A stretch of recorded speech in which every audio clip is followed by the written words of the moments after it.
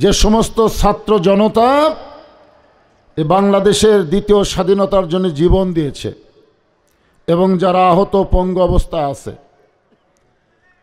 ওনারা অনেকেই কিন্তু স্মরণীয় বরণীয় মানুষ। এইটাকে সামনে নিয়েই আমাদের বগুড়াতে কোনো মানুষ যখন মারা যায়, বগুড়ার কথা বলতেছি, মরার সাথে সাথে যারাই শুনবে সঙ্গে সঙ্গে পড়ে ইন্না লিল্লাহি ওয়া ইন্না ইলাইহি রাজিউন। আপনাদের নাটোরের খবর কি? একই খবর, ঠিক না? মাশাআল্লাহ। আমরা আল্লাহর প্রশংসা এই কারণেই করব যে আমরা মুসলমানের ঘরে জন্ম নিয়েছি এবং মুসলমান হয়েই দুনিয়া ছাড়ব। বিশ্বাস হয় না? না হওয়ার পিছনে কারণ আছে। আল্লাহ কোরআনে বলেন, ইয়া আইয়ুহাল্লাযীনা আমানুত্তাকুল্লাহা হাক্কা তুকাতিহি ওয়া লা তামুতুন্না ইল্লা ওয়া আনতুম মুসলিমুন। আল্লাহু আকবার।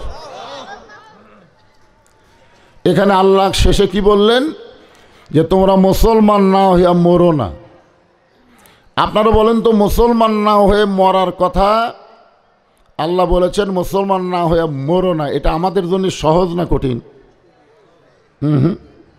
আমাদের জন্য খুবই সহজ।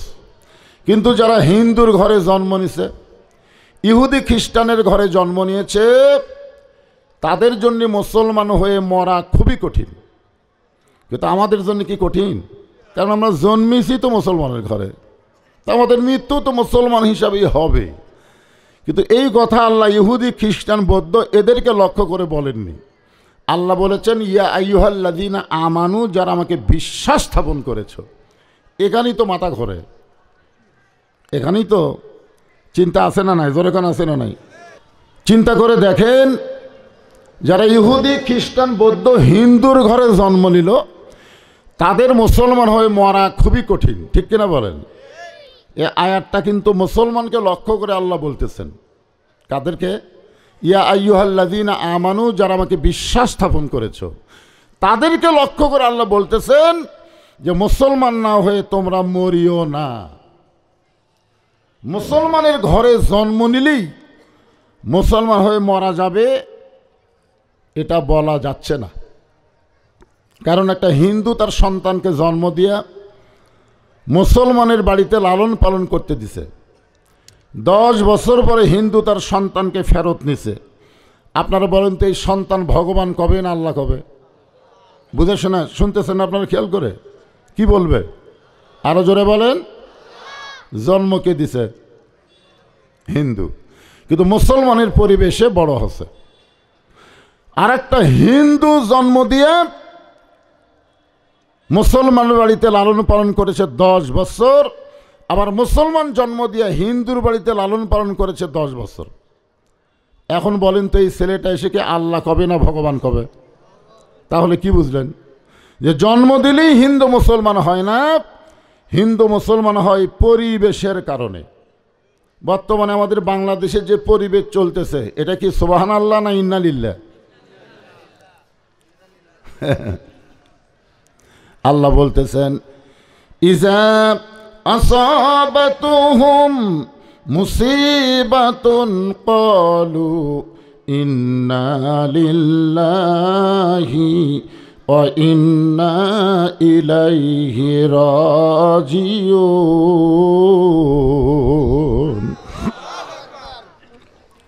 ইজা মানে যখন, আসাবাতুহুম মুসিবা, তোমাদের উপরে বিপদ আপদ মুসিবত আসবে, কলু, তখন তোমরা বলবে ইন্না লিল্লাহি ওয়া ইন্না ইলাইহি রাজিউন।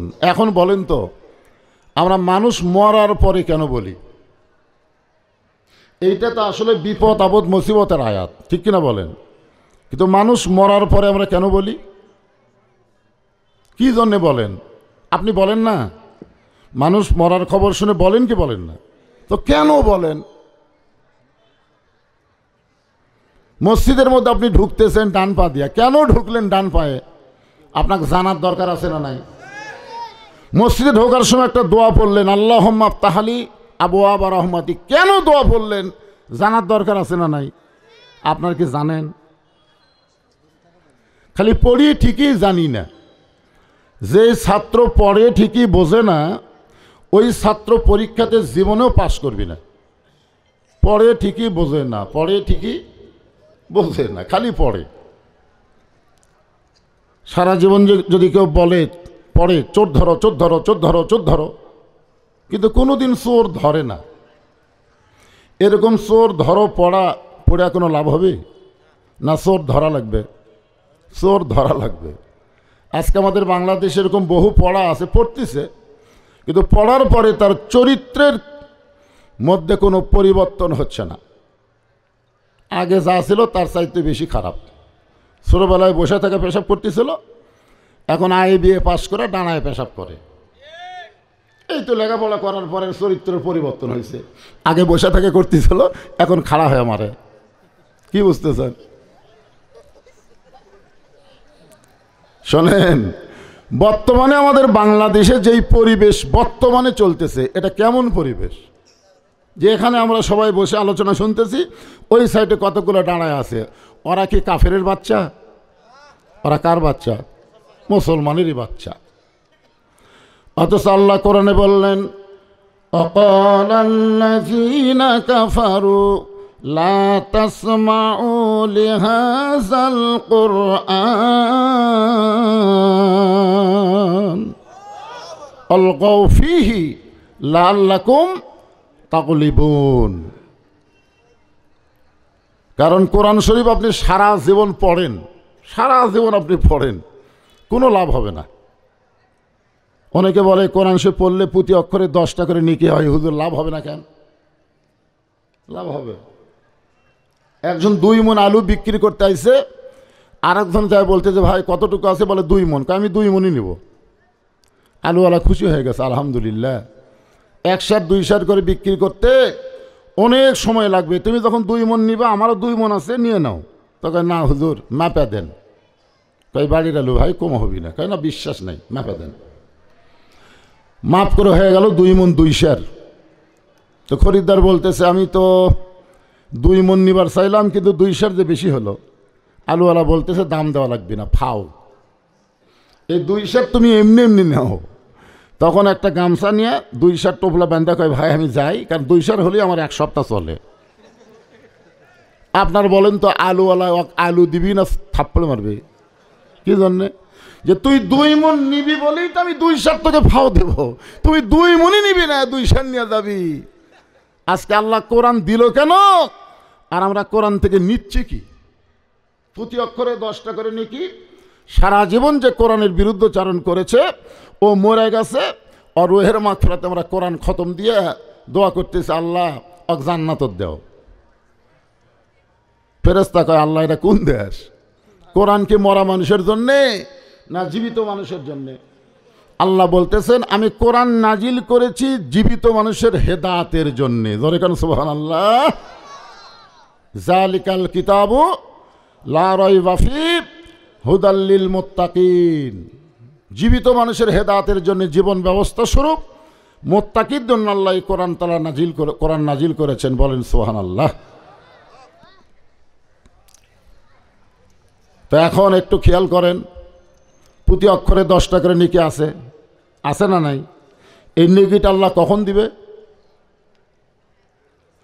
2 মণ আলু নিলে তো 2 সার ফাও দিবি না, 2 মণ না নিয়েই 2 সার নেবেন। তাহলে কোরআনের প্রতি অক্ষরে নেকি আল্লাহ কখন দিবে? যখন আমরা কোরআন মোতাবেক পরিবেশ, সমাজ, রাষ্ট্র যখন চলবে, ঠিক তখনই প্রতি অক্ষরে আল্লাহ 10টা করে নেকি দিবে। এখন আপনারা ভাবতেছেন হুজুর তাহলে আমরা কি কোরআন পড়া বন্ধ করে দিব? কোনো লাভ নাই। আমি বগুড়া রহমাননগরে দেখছি, ওই বাড়ির গেটের কাছে একটা ময়না পাখি ছিল। ময়না পাখি কেউ গেট খুললেই ও বলতো সালাম আলাইকুম। যাই খুলুক, 10 বার খুললেও প্রত্যেকবারই গেট খোলার সাথে আর কানের সাথে একটা শব্দ সেট করা আছে, গেট খুললি সালাম আলাইকুম। একটা কুত্তা মাথা দিয়ে গেট খুলছে, সালাম আলাইকুম। আপনারা বলেন তো, এই ময়না পাখি যে সালাম দিচ্ছে, ওই কি সালামের উত্তর বোঝে? কথা কয় না, বোঝে? তো আজকে আমরা হচ্ছি ময়না পাখির মতন। ডান পায়ে কেন মসজিদ ঢুকি এটাও জানি না, মসজিদ ঢোকার সময় যে দোয়া পড়ি তারও অর্থ আমরা জানি না। মসজিদ থেকে বের হওয়ার সময় যে একটা দোয়া পড়ি, আল্লাহুম্মা ইন্নী আসআলুকা মিন ফাদলিক, যদি বলা হয় এর অর্থ কী কয় জানি না, সব খালি জানি না। কি মানুষ মরলে কেন ইন্না লিল্লাহ পড়েন? কয় জানি না। তো জানি না তো পড়েন কেন? কি কোন জানার দরকার আছে না নাই? কথা বলেন, জানার দরকার আছে না নাই?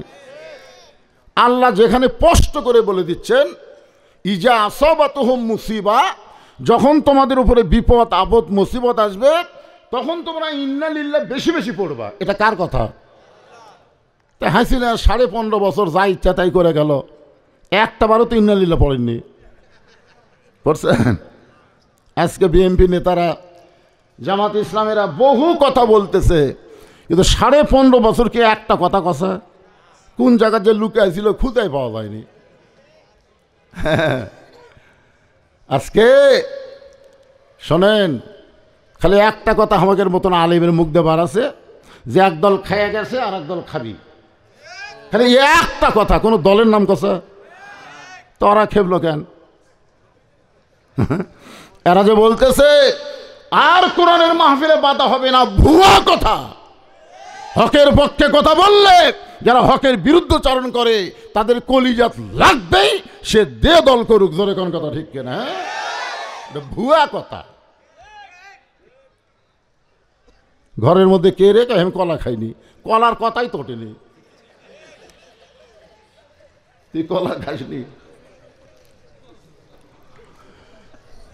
ব্যাপারটা হলো 15.5 বছর আমরা বিপদে ছিলাম, আগামীতে এই বিপদে যেন না পড়ি, এই জন্যে ইন্না লিল্লাহর উপর আজকে তাফসীর হবে।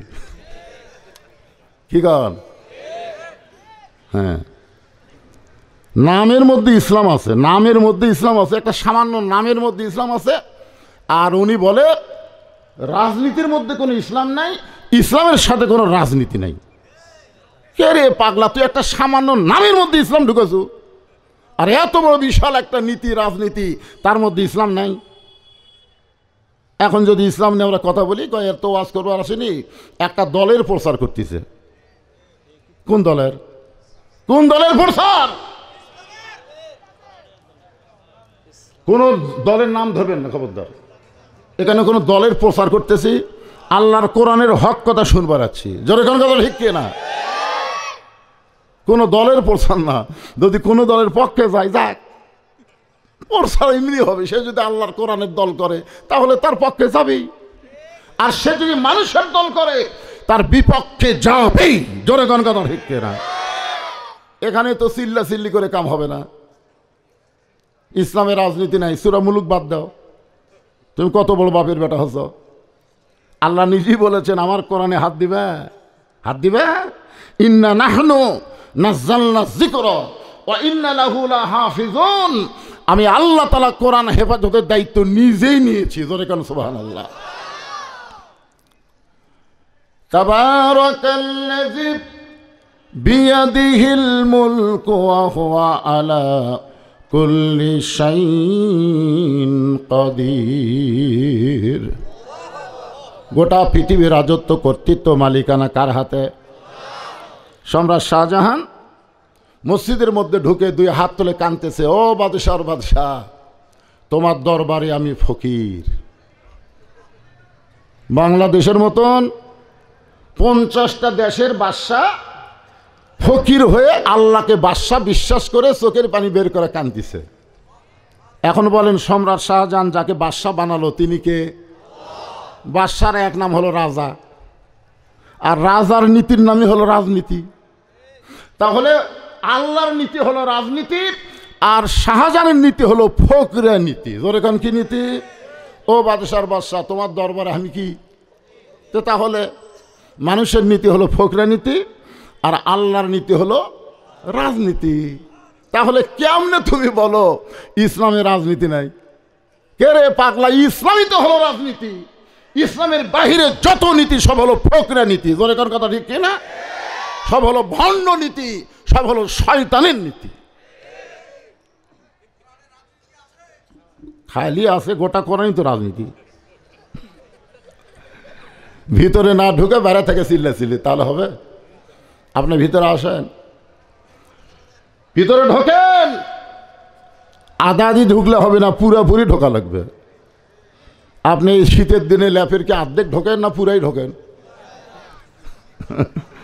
মনে করতেছেন না ঠিক আছে 12,000 টাকার কম্বল গোটা শরীর দেবো, পাও খালি বাইর করে থবো, থুয়ে দেখেন। কিছুদিন পর মশা যখন শুরু হবে তখন মশারির মধ্যে কি গোটালি ঢুকবে না অর্ধেক ঢুকবেন? কথা কয় না। গোটা শরীরই মশারির মধ্যে আছে, খালি হাতটা বের করে থবেন। দেখি তো মশা কি করে, চুমা খায় না কামড় দেয়? আপনি যখন লুঙ্গি পরছেন তখন কি লুঙ্গি অর্ধেক পরছেন না পুরোপুরি পরছেন? আপনি যে ফুল প্যান্ট পরলেন, এই ফুল প্যান্ট কি অর্ধেক পরছেন না পুরোপুরি পরছেন? আপনি যখন ভাত খাবার বসলেন তখন কি পুরো পেটই খাচ্ছেন না অর্ধেক পেট খাচ্ছেন? কথা কয় না। তাহলে সব জায়গায় পুরোপুরি, খালি ইসলামের ব্যাপারে ছাড়াছাড়ি। এইটা তো ইসলাম দিবে না রে ভাই। এই জন্যে ইজা আসাবাতুহুম মুসিবাতুন ক্বালু, সকলে পড়েন ইন্না লিল্লাহি ওয়া ইন্না ইলাইহি রাজিউন।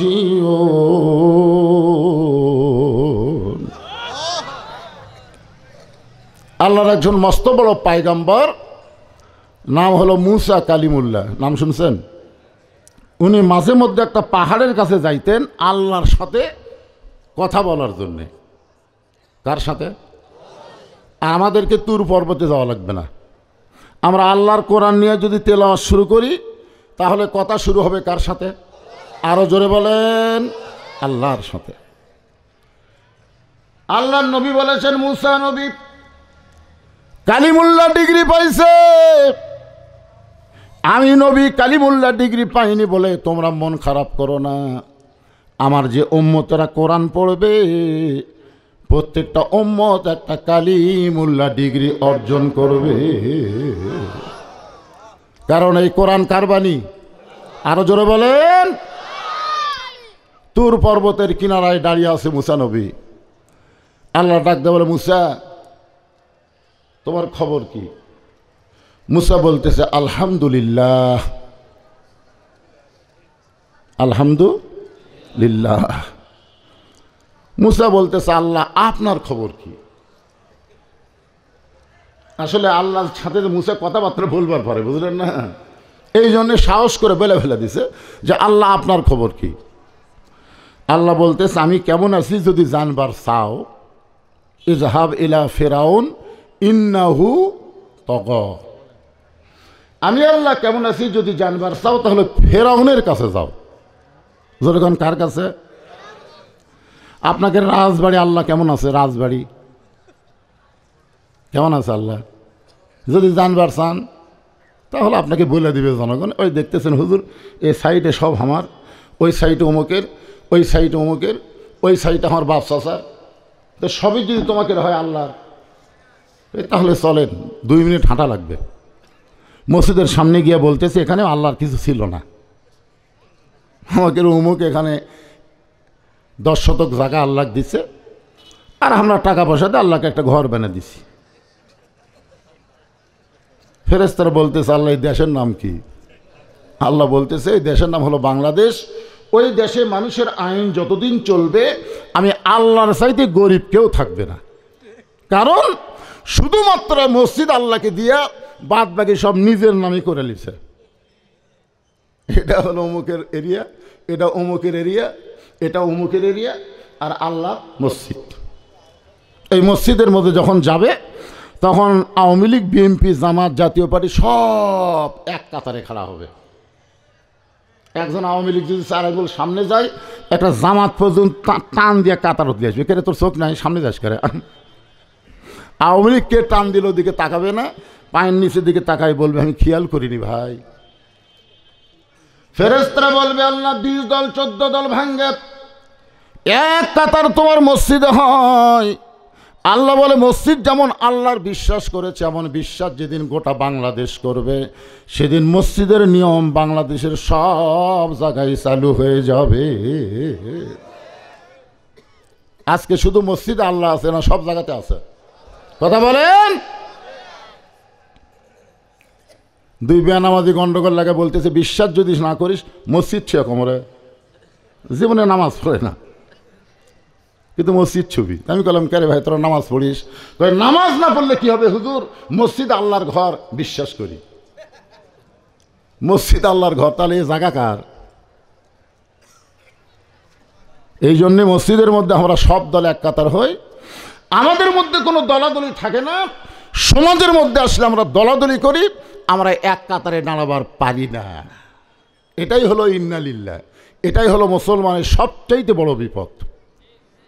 আল্লাহ বলেছেন ওয়াতাসিমু বিহাবলিল্লাহি জামিআ ওয়া লা তাফাররাকু, তোমরা আল্লাহ নবীর ব্যাপারে, ঈমান ইসলামের ব্যাপারে, আল্লাহর কোরআন হাদিসের ব্যাপারে তোমরা দলাদলি করো না, তোমরা এক কাতার হও। কার কথা? জোরে বলা লাগবে। এটা কি আমার বাপ দাদার কিচ্ছা বলতেছি?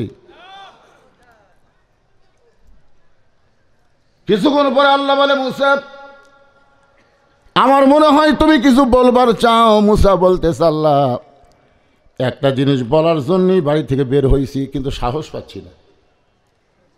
আল্লাহ বলে মুসা সেটা আবার কি? মুসা বলতেছে আল্লাহ আমার মনের মধ্যে একটা জিনিস সবসময় খেয়াল হয় যে আমার যা আছে তোমার তা নাই। আল্লাহ কয় মুসা এরকম খেয়াল কেন হয়? কিছুদিন হলে হচ্ছে, এ ব্যারাম ঝুঁকছে আমার মধ্যে। তা আল্লাহ বলে সেটা কি কথা? কথাটা হলো আমার মৃত্যু আছে কিন্তু আপনার মৃত্যু নাই। আল্লাহ বলছে ঠিকই তো তাই রে। মুসা বলতেছে আল্লাহ এই জন্যই তো আমি চিন্তা করতেছি যে আমি মরার যে একটা স্বাদ এটা আমি পাবো, কিন্তু আপনি আল্লাহ পাবেন না। আপনারা বলেন তো মরার কোনো স্বাদ আছে? নাই। মরার কি আছে? কষ্ট আছে। কথা কে বলছে আপনাকে? এই ভুয়া কথা আপনাকে কে শোনালো যে মরার কষ্ট আছে? এখানে আল্লাহ স্পষ্ট বলে দিচ্ছেন কুল্লু নাফসিন যায়কাতুল মাউত। জায়গা শব্দের অর্থ কি? কষ্ট। আজকে শুনে নেন, জায়গা শব্দের অর্থ হলো মজা, জায়গা শব্দের অর্থ হলো স্বাদ। প্রত্যেকটা নফসকে মৃত্যুর স্বাদ গ্রহণ করা লাগবে। এখন তরকারির স্বাদ আপনারা বোঝেন না? গোস্তর তরকারি, মাছের তরকারি, সব তরকারি একটা আলাদা স্বাদ আছে না নাই? যেরকম আছে না নাই? ঠিক মৃত্যুর এমন একটা স্বাদ আছে যেই স্বাদ মুসা পাবে কিন্তু আল্লাহ পাবে না। আল্লাহ বলে মুসা মৃত্যু তোমার কাছে কেমন মনে হয়? মুসা বলতেছে আল্লাহ দুনিয়ার জীবনে যত নিয়ামত দান করেছেন তার মধ্যে উত্তম নিয়ামতের নাম হলো মৃত্যু। সুবহানাল্লাহ করেন না তো? মানে আপনার মরবার চাচ্ছেন না তো? মরার কথা শোনা সুবহানাল্লাহ আসে হুজুর। যে বাড়ি বানাচ্ছেন, আজকে মসজিদের উন্নয়ন কল্পে মাহফিল করা লাগতেছে, ঠিক না? কথা বলেন। উমুকের বাড়ির উন্নয়ন কল্পে কোনো মাহফিল দেখছেন? গোটা নাটোর যে 7 তলা 5 তলা হলো, কোটি কোটি টাকা খরচ করে বাড়ি করলো, উনি কোনোদিন একটা মাহফিল করছে যে ভাই আমি বাড়ি করতে করতে আটকে গেছি, ভাই আমি তোমাকে জন্য একটা মাহফিল করে একটু সিমেন্ট রড চাই, জনগণ দিবি? হ্যাঁ, তোমার বাড়ি করতে তুমি কোনোদিন মাহফিল করলা না, তোমার বাড়ির জন্য তুমি কোনোদিন ভিক্ষা করলা না, আর আল্লাহর ঘরের জন্য তোমাকে ভিক্ষা করা লাগতেছে। মুসলমান, কত বড় সুযোগ আল্লাহ দিয়েছে যে আমার ঘর বানায় দিবে, আমি আল্লাহ তাকে জান্নাতে একটা ঘর বানায় দিব। কত বড় সুযোগ! তাহলে আপনি এত বড় বাসা করলেন আর আল্লাহর ঘরের জন্যই আপনার কাছে ভিক্ষা করা লাগতেছে। তার মানে পাকিস্তানে একটা ক্রিকেটার নাম হলো শহীদ আফ্রিদি, নাম শুনছেন আপনারা? 19টা মসজিদ বানানোর পরে তারপরে উনি তার বাড়ি বানাছে। আগে আল্লাহর 19টা মসজিদ বানাছে, তারপরে বাড়ি বানাছে। যে আল্লাহর বাড়ি না করে আমার নিজের বাড়ি আমি কেমনে করব? যেই ঘর করলে আল্লাহ জান্নাতে একটা ঘর দিবে, আগে সেটাই বানান লাগবে। এরা হলো মুসলমান। জোরে কোন কথা ঠিক কি না? মসজিদের কাম করতে আটকে গেছে, এখন কোটিপতির কাছে গেছে, ভাই 5 বস্তা সিমেন্ট দেন। কয় আমার হাত যে টান ভাই রে, আমি 5 তলা রড কিনবার যে আটকে গেছি ভাই। ওর কান্দের ফেরেশতা কয় আল্লাহ এই শয়তানের কান্দ থাকবো না, আর কান্দর থেকে আমি লেখবো কি? ওই তোমার ঘরে যদি 10 বস্তা সিমেন্ট চালা রয়েছে আর এই বেটা কয় আমি আটকে গেছি। যেই বাড়ির তুমি থাকতে পারবো না, তোমার থাকার কোনো গ্যারান্টি নাই। জোরে কোন কথা ঠিক না? কথা বলেন। এর চাইতে বড় বিপদ কি? যে দুনিয়াতে আসার পরে থাকতে চায় না। মুসা বলতেছেন, আল্লাহ, মৃত্যুর চাইতে কোনো বড় নিয়ামত আমি পাই নাই। আল্লাহ বলে, মুসা, মৃত্যু তোমার কাছে কেমন মনে হয়? মুসা বলতেছে, আল্লাহ, 3 কারণে মৃত্যুটা আমার কাছে সবচাইতে বড় নিয়ামত মনে হয়। যেরকম কারণ কয়টা? 1 নম্বর কারণ হলো, তুমি যে এত সুন্দর জান্নাত আমার জন্য বানায় রাখছো, সেই জান্নাতে যদি যাবার চাই তাহলে মরা ছাড়া জান্নাতে যাওয়ার কোনো রাস্তা। আপনারা কে বিশ্বাস করতেছেন যে না মরা জান্নাত যাবেন? এরকম একটা লোক আছেন? জান্নাতে যাবার গেলে মরা লাগবে রে ভাই। আপনি যে জান্নাত চাচ্ছেন, আল্লাহুম্মা ইন্না নাসআলুকাল জান্নাতা ওয়া নাউযু বিকা মিনান নার, দোয়া করেন না রমজান মাসে বেশি বেশি? তা আপনি জান্নাতে যাওয়ার দোয়া করতেছেন, আপনি মরবার চাচ্ছেন না। তার মানে যে হাসিনাকে দাবলানোর জন্য যে 2000 ছাত্র জনতা জীবন দিল, কি মনে করতেছেন? সর্বপ্রথম যে জীবন দিল, আমি আগে রংপুরকে মফিজ করতাম, কিন্তু আবু সাইদ জীবন দেওয়ার পরে আমি তওবা করছি, এই রংপুরকে আর মফিজ কোনোদিন কমো না। সর্বপ্রথম জীবন দেওয়ার জন্য সে দাঁড়িয়ে গেল। চিন্তা করছেন কিভাবে সে দাঁড়ালো? ওরা আবার ভিডিও আছে। আরে আমরা দেখলাম যে অন্যায়ের সঙ্গে আপোষ করে বেঁচে থাকার চাইতে জীবন দিয়ে বাংলার জমিনে ফ্যাসিস্ট মুক্ত করতে চায়। বাঁচবার চাই না। দেখেন, মরারাই পছন্দ করলেন। আপনারা দেখেন, রাসূল বলেছেন শহীদের মৃত্যু একটা পিঁপড়া কাটার চাইতে বেশি কষ্ট হয় না। পিঁপড়া কাটা বোঝেন তো? বড় পিঁপড়া না, যে ক্ষুদি পিঁপড়া, চিনি তোটে যেগুলো পিঁপড়া, এরকম একটা পিঁপড়া কামড় মারলে আপনার কেমন কষ্ট হয়? খুব কষ্ট হয়। চুলকে একটু চুলকানি ওঠে আর কি। আপনারা দেখছেন ভিডিও, আবু সাইদকে যখন প্রথম গুলি করলো, আমি এই ভিডিওটা কয়েকবার দেখছি। একবারে কাছে নিয়ে এসে দেখছি, দূরে গিয়েও দেখছি। একটা বারও গুলি লাগার পরে ও বাবারে মারে চিল্লে ওঠেনি, বরং গুলি লাগার পরে আরো 2 ধাপ সামনে আইছে, মার। আবার যখন গুলি করলো তখনই কিন্তু সে দাঁড়ায় আছে। আবার যখন গুলি করলো তখন 2 বন্ধু এসে ওকে ধরলো, চট করে গড়ে পড়লো। এখান থেকে বোঝা গেল যে আল্লাহর জন্য বাতিলের বিরুদ্ধে জীবন দেওয়া এটা সাধারণ মৃত্যু নয়, এটা হলো শাহাদতের মৃত্যু। জোরে কোন ঠিক কি না? আপনাদের নাটোরেও তো 4-5 জন জীবন দিছে, যায়নি ভাই? হ্যাঁ। মুসা আলাইহিস সালাম বলতেছে, আল্লাহ এত সুন্দর জান্নাত বানায় রাখছেন, সেই জান্নাতে যদি যাবার চাই, মরা ছাড়া জান্নাতে যাওয়ার কোনো রাস্তা। লাইলাতুল মেরাজ আমাদের নবী একটা মসজিদের মধ্যে 2 রাকাত নামাজ পড়াইছেন।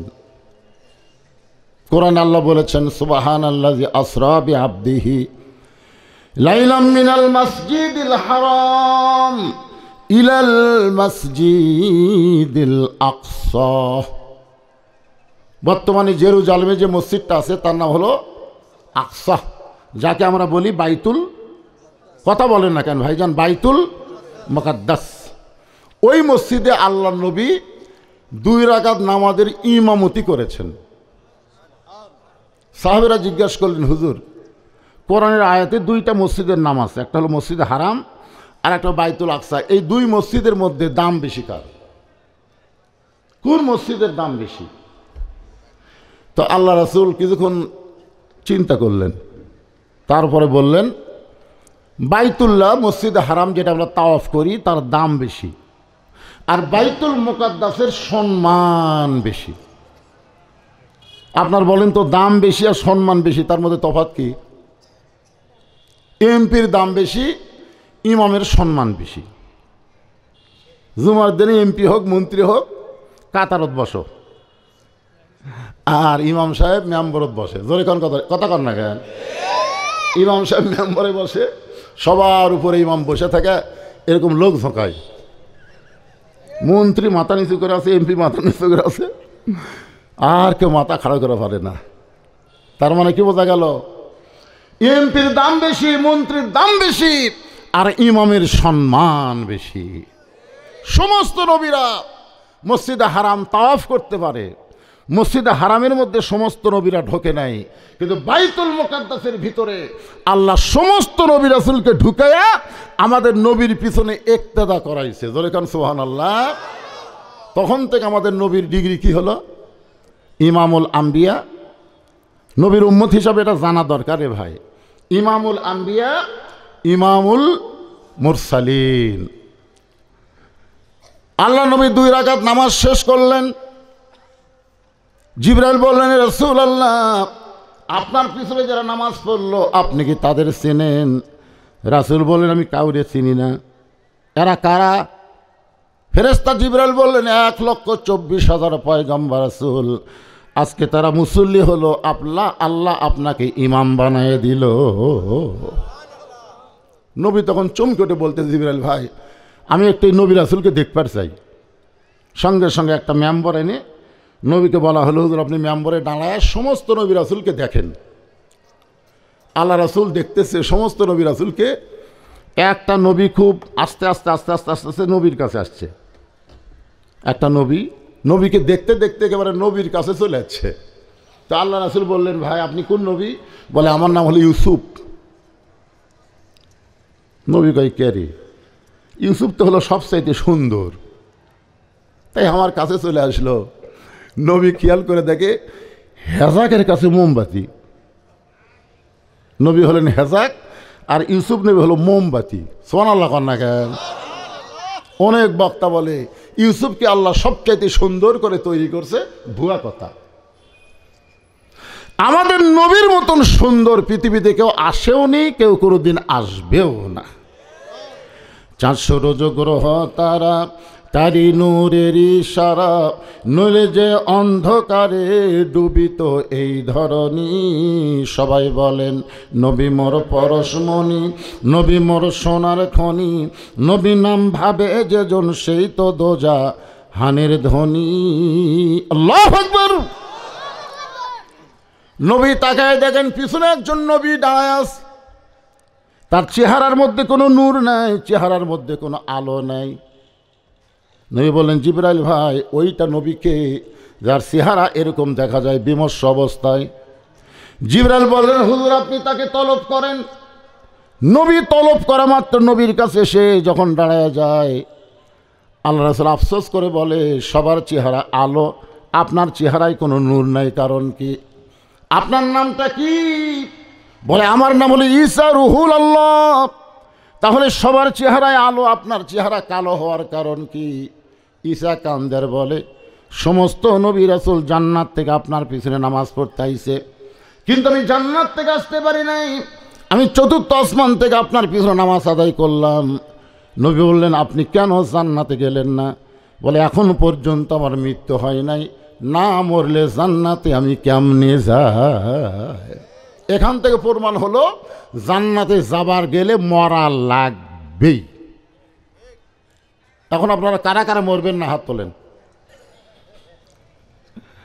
তাহলে এই মুহূর্তে আমি একটা স্লোগান নেব, কারণ ইন্না লিল্লাহর তাফসীর করবার গেলে এই স্লোগান দরকার। আমি যেই বলবো জান্নাতে যাইতে গেলে কি চাই, আপনার বলবেন মরতে চাই। বলতে পারবেন না ভাইজান? জান্নাতে যাইতে গেলে কি চাই? আরো জোরে জোরসে বলুন। ইয়ামিনকে যখন একটা পুলিশ গাড়ি থামায়া এরকম গাড়ির থেকে হাত ধরে নামা ফেলে দিল, আপনারা দেখছেন সে ভিডিও? দেখছেন? ফেলা দেওয়ার পরে কিন্তু ছেলেটা এরকম করছে, করেনি? গাড়ির কাছে পড়ার পরে তাকে আবার টাইনে নিয়ে এসে রাস্তার এক সাইডে তুলল। এই ভিডিও দেখার পরে আমার বাড়ি আলি বেউস হয়ে গেছিল। মানে দেখি তার হার্ট একটু দুর্বল। আমাকে বলে, আর মানুষ একটা ছেলেকে ভাবে ফেলে দিল গাড়ি থেকে, ছেলেটা জীবিতও ছিল, তারপরেও তার কোনো চিকিৎসা হলো না। আমি বললাম, বিবি কান্দো না, এমিনকে চিকিৎসা করলে হয়তো কিছুদিন বাঁচত, কিন্তু এভাবে চলে যাওয়ার কারণে 8টা জান্নাতের দরজা আল্লাহ তাকে খুলে ধরেছে। এই মৃত্যু সবার ভাগ্যে হয় না। আল্লামা সাইদি প্রত্যেকটা মাহফিলে দোয়া করেছে, আল্লাহ আমাকে শাহাদতের মৃত্যু দিও। জেলখানায় মরলে তিনি শাহাদতের মৃত্যু হতো না, এই জন্য জেলখানা থেকে বের করে তাকে হাসপাতালে নিয়ে গিয়ে হত্যা করা হয়েছে। আল্লাহ তাআলা হত্যার মাধ্যমে তার দোয়া কবুল করেছে। জোরে কোন কথা ঠিক কি না ভাইরে, বোঝা লাগবে। আমি যেই বলবো জান্নাতে যাইতে গেলে কি চাই, সবাই জবান খুলে বলবেন মরতে চাই। বলতে পারবেন না ভাইজান? জান্নাতে যাইতে গেলে কি চাই? আরো জোরে জোরসে বলুন। আপনার মনে করতেছেন এই মাহফিল এখানেই থাকতেছে? এই ভিডিওর মাধ্যমে এই মাহফিল ভারতের মধ্যে গেছে। ভারতের লোকেরা দেখে কয় কেরে বাংলাদেশের হাজার হাজার জনগণ মরবার চায়, তাহলে তো আমার মুদির কোনো পাওয়ার নাই। ভগবানকে নিয়ে তুমি লাফালাফি করো না মুদি, তুমি আল্লাহর পাওয়ার দেখনি? কয়েকদিন আগে আমেরিকারা দেখেছে। ধরে কেন কথা ঠিক কিনা?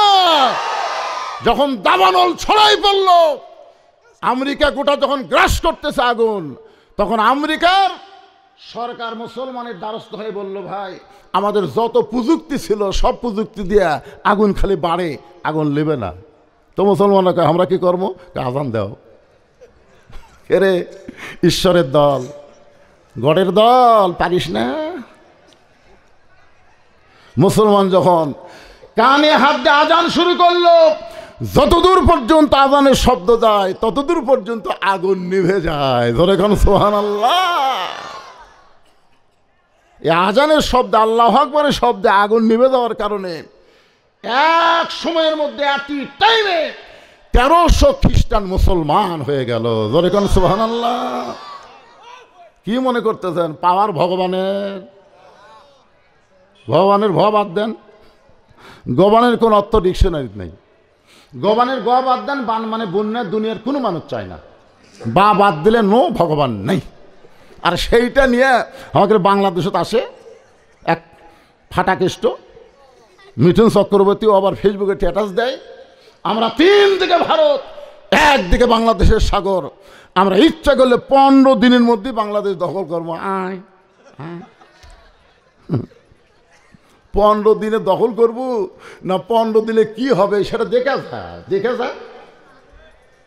কি মনে করতেছে যে যুবকেরা জীবন দেওয়া শিখেছে?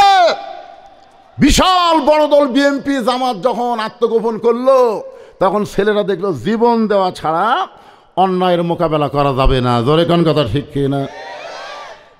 আজকে নাটোরের যারাও জীবন দিয়েছে, গোটা বাংলাদেশের 2000-এর উপরে ছাত্র জনতা জীবন দিল এবং প্রায় 20,000 ছাত্র জনতা আহত পঙ্গু অবস্থায় আছে। জোরে বলেন কথা ঠিক কি না? আজকে সমন্বয়কের মাহফিল চলতেছে, একটু মনোযোগ দিয়ে শুনবেন। আজকের বিষয় হলো ইজাব আসাবাতুহুম মুসিবাতুন ক্বালু ইন্না লিল্লাহি ওয়া ইন্না ইলাইহি রাজিউন।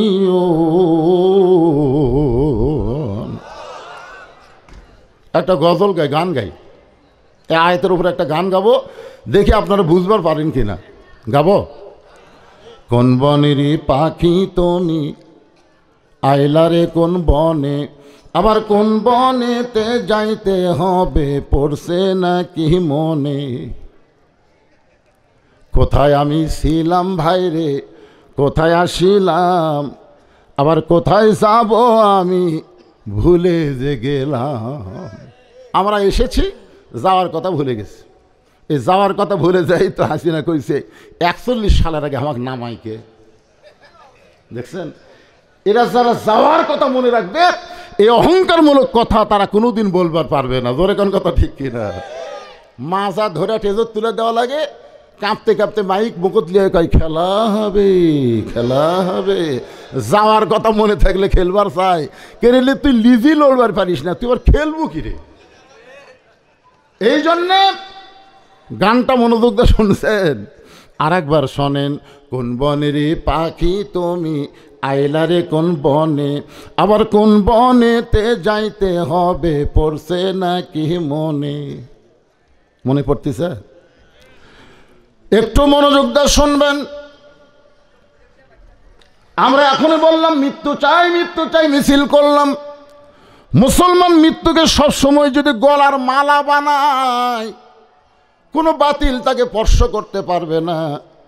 সে জীবনে কোনো অবস্থায় অন্যায়ের সঙ্গে আপোষ করবে না। কুল জাল হক ওয়া যাহাকাল বাতিল ইন্নাল বাতিলা কানা যাহুকা। আল্লাহু আকবার। আল্লাহ বলে, মুসা রে, মৃত্যুকে পছন্দ করার 2 নম্বর কারণ বলো। এদিকে কি মা বোনেরা আছে নাকি এই সাইডে? হ্যাঁ, তো হইচই শোনা যায়। এরা কারা? অনেক দূরে আছে। আচ্ছা ঠিক আছে, এদিকে হইচই করতেছে তো হোক। সবার এখানে জায়গা হবে না, সবাই আসতেও পারবে না। এখানে আসবার গেলে আল্লাহর দয়া লাগবে। আল্লাহ কোরআনে বলেছেন, মা আসাবাকা মিন হাসানাতিন ফামিনাল্লাহ। বান্দা বান্দির দ্বারা যখন কোনো ভালো কাজ হয়, এ কাজ বান্দা বান্দি করে না, বরং আল্লাহ করায়। আপনার বলেন তো, কোরআনের মাহফিলে বসা ভালো কাজ না খারাপ কাজ? এরপরে আল্লাহ বললেন, ওমান আসাবাকা মিন সাইয়াতিন ফামিন নফসিকা। বান্দা বান্দির দ্বারা যখন খারাপ কাজ হয়, এ কাজ শয়তানও করায় না, আল্লাহও করায় না, এ কাজ সে নফসের ধোকায় পড়ে করে। আচ্ছা, তুমি বাড়ি থেকে বের হলে, আজকে রাজবাড়ি মাহফিল হবে, মাহফিলের কথা বলে তুমি বাড়ি থেকে বের হয়ে তুমি বাহিরে চিল্লাচিল্লি করতেছ, আর যাই হোক, আল্লাহ তোমাকে মুসলমানের মধ্যে কবুল করবে না। জোরে কোন কথা ঠিক কি না? মুসলমানের মধ্যে কবুল না করলে এদের পরিচয় কি? আল্লাহ কোরআনে বলেন, ওয়ামিনান নাসি মান ইয়াকুলু আমান্না বিল্লাহি ওয়া বিল ইয়াউমিল আখিরি ওয়া মা হুম বিমুমিনিন। আল্লাহু আকবার। কোরআন তেলাওয়াত শুনলে আপনাদের ঈমান বাড়ে না কমে? ঈমান বাড়ার লক্ষণ কি? আগুন নিভে যায় আমেরিকার কি দিয়ে? না কি দিয়ে? আজানের। এই ভাই বলতেছে আজান। আজানের প্রথম শব্দ কি? আরো জোরে, জোরসে বলুন। ঈমান বাড়ার লক্ষণ। আমাদের বাংলাদেশে আমাদের ঈমানকে যদি আমরা বাড়াতে চাই, আল্লাহু আকবার দেয়া শুরু করা লাগবে। জোরে কোন কথা ঠিক কিনা? ওয়াইযা তুলিয়াত আলাইহিম আয়াতুহু জাদাতুহুম ঈমানা ওয়া আলা রাব্বিহিম ইয়াতাওয়াক্কালুন।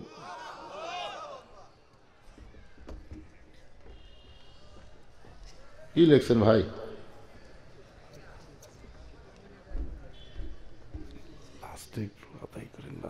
সেটা তো জানি।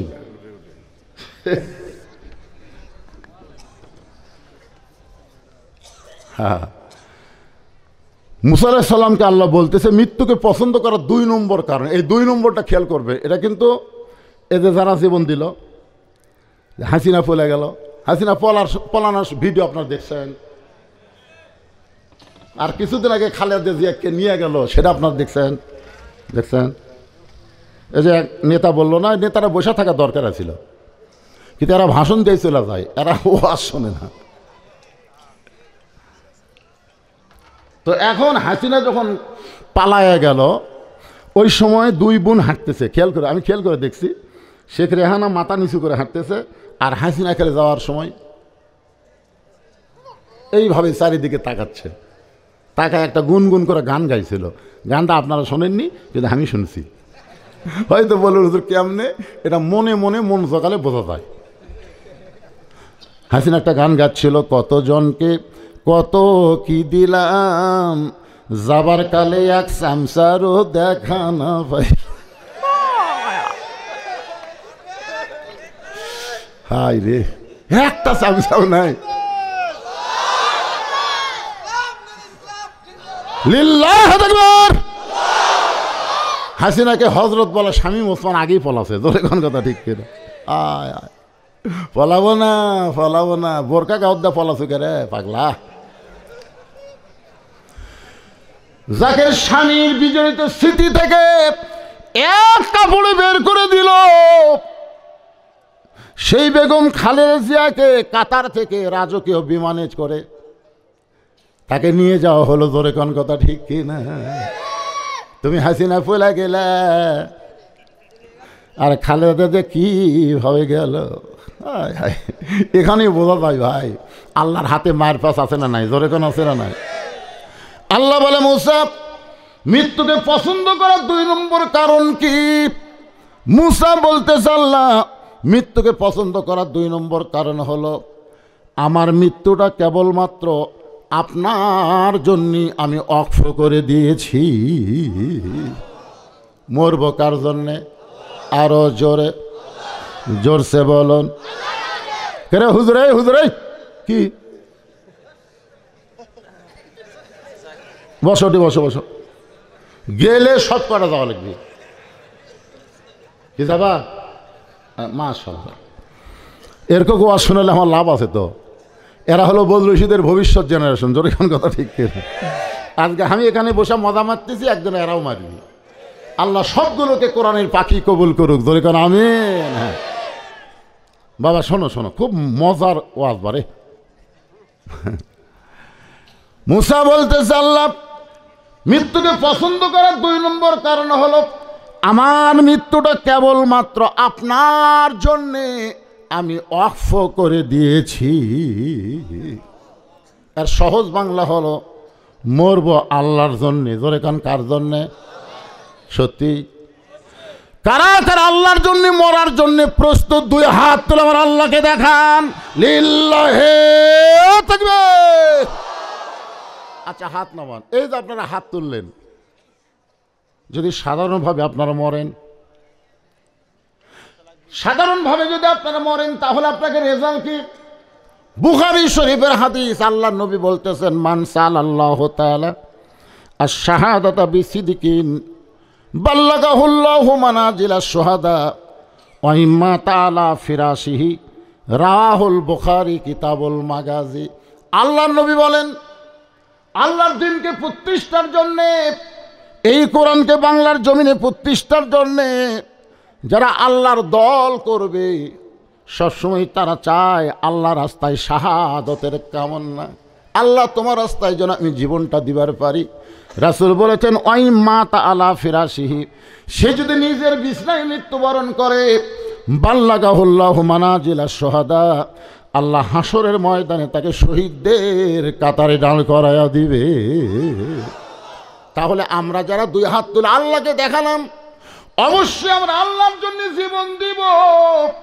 যদি আমাদের সাধারণভাবে মৃত্যু হয়, তারপরে এ হাত তোলার কারণে আল্লাহ আমাদেরকে শহীদের মর্যাদা দিয়ে দিবে।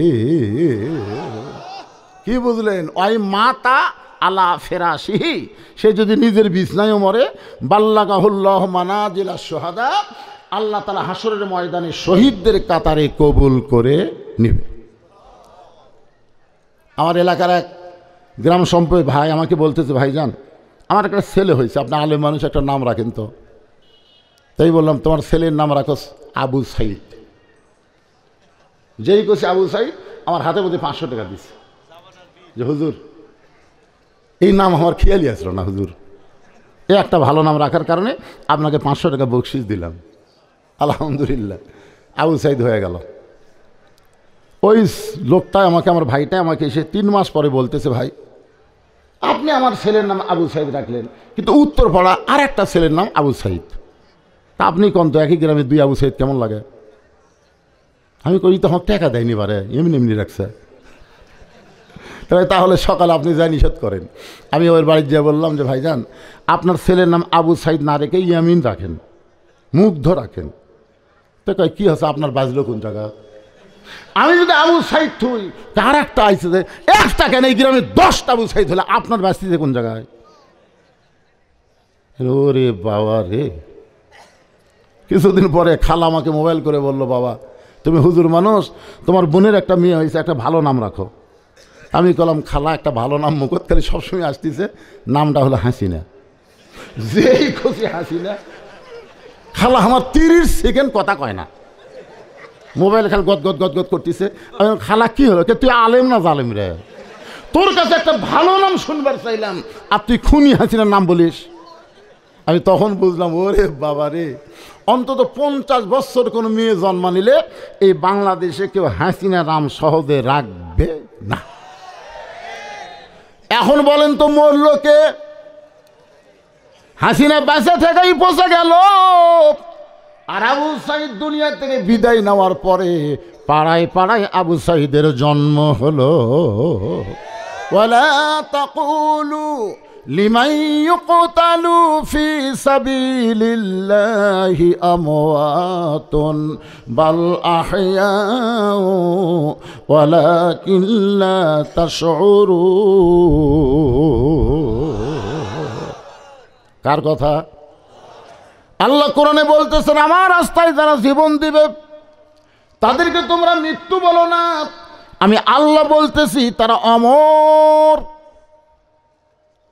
হোসেন রাদিয়াল্লাহর মাথা যখন ইয়াজিদের দরবারে নিয়ে গেছে, হোসেন রাদিয়াল্লাহর মাথা কোথায় নিয়ে গেছে? একটু মনোযোগ দিয়ে শুনবেন। মাথা নিয়ে গেছে, দেহ কিন্তু কারবালাত পড়ে আছে। 80টা ঘোড়া হোসেন রাদিয়াল্লাহর দেহের উপর দিয়ে ওরা ঘোড়া ছুট খেলছে, গোটা দেহ ছিন্ন ভিন্ন হয়ে গেছে। হোসেন রাদিয়াল্লাহর দেহ নেওয়ার মতন আর কোনো অবস্থা ছিল না। দেহ থেকে মাথাটা কাটে ইয়াজিদের দরবারে দামেস্কে নিয়ে গেছে। জিয়াদ একটা গামলার মধ্যে মাথাটা নিয়ে ইয়াজিদকে উপহার দিচ্ছে, জাহাপনা, এই যে আপনার শত্রুর মাথা। আল্লাহর জন্য জীবন দেওয়া, একটু মনোযোগ দিয়ে শোনেন। আমার জীবনটা আল্লাহর পথে ওয়াকফ করলাম। কে বলছে? মুসা আলাইহিস সালাম। জোরে বল, কে বলছে? মুসা। ইয়াজিদের হাতে তখন একটা লাঠি ছিল, লাঠি। ওই লাঠিটা হোসেন রাদিয়াল্লাহর মুখের মধ্যে ঢুকে দিল। শরীর তো নাই, খালি মাথা আছে। এই মাথার মুখের মধ্যে ঢুকে দিয়ে বলে, ইয়াজিদ, আজকে তোমার অবস্থা দেখো, তুমি শেষ। আমি ইয়াজিদ এখন ক্ষমতার চেয়ারে। হোসাইন, তুমি শেষ হয়ে গেছো, তোমার অস্তিত্ব নাই। নানার ইসলামকে জীবিত করবে। আজকে দেখো তোমার অবস্থা কি, তুমি শেষ হয়ে গেলে। আর আমি ক্ষমতার চেয়ারে বসলাম। ইয়াজিদের সামনে যত মানুষ ছিল সবাই মাথা নিচু করে আছে। এত বড় কথা ইয়াজিদ বলতেছে, কেউ মাথা তুলে কথা বলার সাহস পাচ্ছে না। সবাই যখন মাথা নিচু করে আছে, এমন সময় 80 বছরের একজন বয়স্ক নবীর সাহাবী, নাম হলো আনাস ইবনে মালিক। 80 বছরের একজন সাহাবী আনাস ইবনে মালিক লাঠিতে ভর দিয়ে দাঁড়ায় গেছে। দাঁড়াও, বুড়া মানুষ, খালি সিয়ারত বসে নামাজ পড়ো না। আজকে আমাকে মসজিদে সেটাই বললো, হুজুর আমাকে এখানে একটা চেয়ারও নেই। আমি যে কতবার আল্লাহর শুকরিয়া আদায় করলাম। আপনাকে রাজবাড়ি মসজিদে চেয়ার আছে? কথা কন না কেন ভাই? আছে। এটা মিডিয়ার মাধ্যমে গোটা পৃথিবী ছড়া পড়বে। রাজবাড়ি মসজিদে কোনো চেয়ার, সবাই জোরে বলবেন, কোনো চেয়ার নাই। পারিস না, বসে থাকা পর, বসে থাকা পর। কিন্তু চেয়ারত বসলে কুমুলিল্লাহি কানিতিন, আল্লাহর আনুগত্য আদায় হবে না। পারো তো পক্ষে দাঁড়ানো লাগবে। তুমি হাঁটে হাঁটে মসজিদে আসলে, তার মানে তুমি দাঁড়ানো পারো। দাঁড়াবার না পারলে হাঁটলে কেমনে? তাহলে হাঁটে হাঁটে মসজিদে এসে তুমি চেয়ারত বসো, তোমার শরম করে না? চেয়ারের বহু ওয়াজ করছে, আজকে চেয়ারের কোনো ওয়াজ না। দেখেন লাঠিতে ভর দিয়ে ভর দেয়া। 80 বছরের বয়স্ক সাহাবী আনাস বলতেছে, ইয়াজিদ, তুমি হোসেনকে চিনো না। যদি হোসেনকে তুমি চিনতা তাহলে মুখের মধ্যে লাঠি ঢুকে এরকম তিরস্কার কথা বলতে পারত না। ইয়াজিদ, এই হোসেন যখন ছোট্ট ছিল, আমি তখন নবীর বাড়িতে খাদেম ছিলাম। একাধারে 10 বছর আনাস নবীর খিদমত করেছে। ধরে কোন সুবহানাল্লাহ। আনাস রাদিয়াল্লাহু বলেন, আমি নবীর ঘরের দরজার পাশে দাঁড়িয়ে আছি। আল্লাহর নবী শুধুমাত্র ফরজ নামাজ বাদ দিয়ে নফল নামাজ সুন্নত নামাজ বাড়িতে পড়া পছন্দ করতেন। রাসূল বলেছেন তোমাদের বাড়িকে তোমরা গোরস্থান বানাবা না, অন্তত ফরজ নামাজ মসজিদ জামাতে পড়ে বাড়িতে কিছু নফল নামাজ তোমরা আদায় করো। নফল নামাজ যখন আদায় করবে ছোট ছোট বাচ্চারা তোমাদের নামাজ পড়া দেখে তারাও কিন্তু আস্তে আস্তে নামাজি হবে। জোরে কোন ঠিক কিনা? আমি দেখছি আমার এক নাতি খুব ছোট, আমি যখন নামাজ পড়ি তখনই আমার ধারে সে খাড়া হয়, নফল নামাজ সুন্নত নামাজ যখন পড়ি আমার মতো নিয়ত করে, তারপরে আমি যখন এরকম হাত বেঁধে সূরা কেরাত পড়ি আস্তে আস্তে তখন থেকে মুখ লড়াচ্ছে, কিন্তু কোনো সূরা কেরাত জানে না, খালি মুখ লড়াচ্ছে। হয়তো ফেরেশতা বলবে আল্লাহ হুজুর সূরা পড়তেছে কিন্তু লাতি তো কিছুই পড়ে না। আল্লাহ কয় হুজুরের মুখত যা, ওর মুখত তাই, পড়ুক বা না পড়ুক আমি কবুল করে নিলাম। অসুবিধা আছে? তোর কোনো অসুবিধা আছে? ছোট বাচ্চাদেরকে আপনারা বাড়িতে এরকম করে নামাজের তালিম দিবেন। আগে মসজিদে নিয়ে যায় না, অন্তত 7 বছর বয়স পর্যন্ত নামাজের তালিম দেওয়া লাগবে। জোরে কোন কথা ঠিক কিনা? একটু মনোযোগ দিয়ে শুনবেন। আনাস বলতেছে আমি দরজার কাছে দাঁড়িয়ে নবী আমার নামাজের সেজদায়, এমন সময় কোত্থেকে হোসাইন দৌড়ে এসে নবীর পিঠে চড়ে বলতে চল ঘোড়া চল, চল ঘোড়া চল। আল্লাহর নবী আছেন আমাদের সেজদায় আর হোসাইন বলতে চল ঘোড়া চল, চল ঘোড়া চল। আনাস বলিয়া দিচ্ছে রে, নবীরা যখন চল ঘোড়া বলতেছে আমি সহ্য করতে না পেরে নবীর পিঠ থেকে হোসাইনকে যখন নামাবার চাই, এমন সময় নবীর সেজদারত অবস্থায় আমাকে নিষেধ করলেন। কিছুক্ষণ পরে হোসাইন বলতেছে যে ঘোড়া চলে না, সে ঘোড়ার পিঠে বসে আমার লাভটা কি? এই কথা বলে ছোট্ট হোসাইন যখন চলে গেল, নবীর নামাজ যখন শেষ হলো আমি তখন সামনে গিয়ে বললাম ইয়া রাসূলুল্লাহ যে হোসাইন আপনার সঙ্গে বেয়াদবি করলো, চল ঘোড়া বলল। আমি তখন হোসাইনকে নামাবার চাইলাম, পিঠ থেকে আপনি নিষেধ করলেন। রাসূল বলে আনাস রে তোমরা দেখতে পাও না, নামাজের মাধ্যমে আল্লাহ পাক আমাকে দেখাইলো। জোরে কোন সুবহানাল্লাহ। এই জন্য কোরআন আল্লাহ বলেছেন অসজুদ ওয়াক্তারিব, অসজুদ ওয়াক্তারিব। যখন তুমি সিজদার ভিতরে যাবে তখন তুমি আল্লাহর নিকটে পৌঁছে যাবে। জোরে কোন সুবহানাল্লাহ। আল্লাহর নবী তো মেরাজ করছেন, আমরা তো আর মেরাজ করে পারতেছি না, কিন্তু আল্লাহ রাসূল একটা কথা বলেছেন আসসালাতু মেরাজুল মুমিনিন, নামাজ হচ্ছে মুমিনদের মেরাজ। আর বুখারী শরীফের প্রথমে একটা হাদিস দেখবেন। মুরব্বী যাচ্ছেন বাবা? এই মুরব্বী যাচ্ছেন? আচ্ছা ঠিক আছে, জানবেন আপনার চেহারা থেকে বুঝেছি আমার যে রোগ আপনার একই রোগ। এখন ইনসুলিন করেনি, ইনসুলিন কথা মনে হয়ে গেছে। আল্লাহ সুস্থতা দান করুক, জোরে কোন আমিন। সবাই বল আল্লাহুম্মা আমিন। কি বলতেছিলাম? অসজুদ ওয়াক্তারিব। সেজদা মানুষকে আল্লাহর নিকটে পৌঁছে দেয়, এটা কোরআনের কথা। আর বুখারী শরীফের হাদিস হলো আনতাবুদুল্লাহ কাআন্নাকা তারাহু ফাইন লাম তাকুন তারাহু ফাইন্নাহু ইয়ারাকা। সুবহানাল্লাহ বলেন।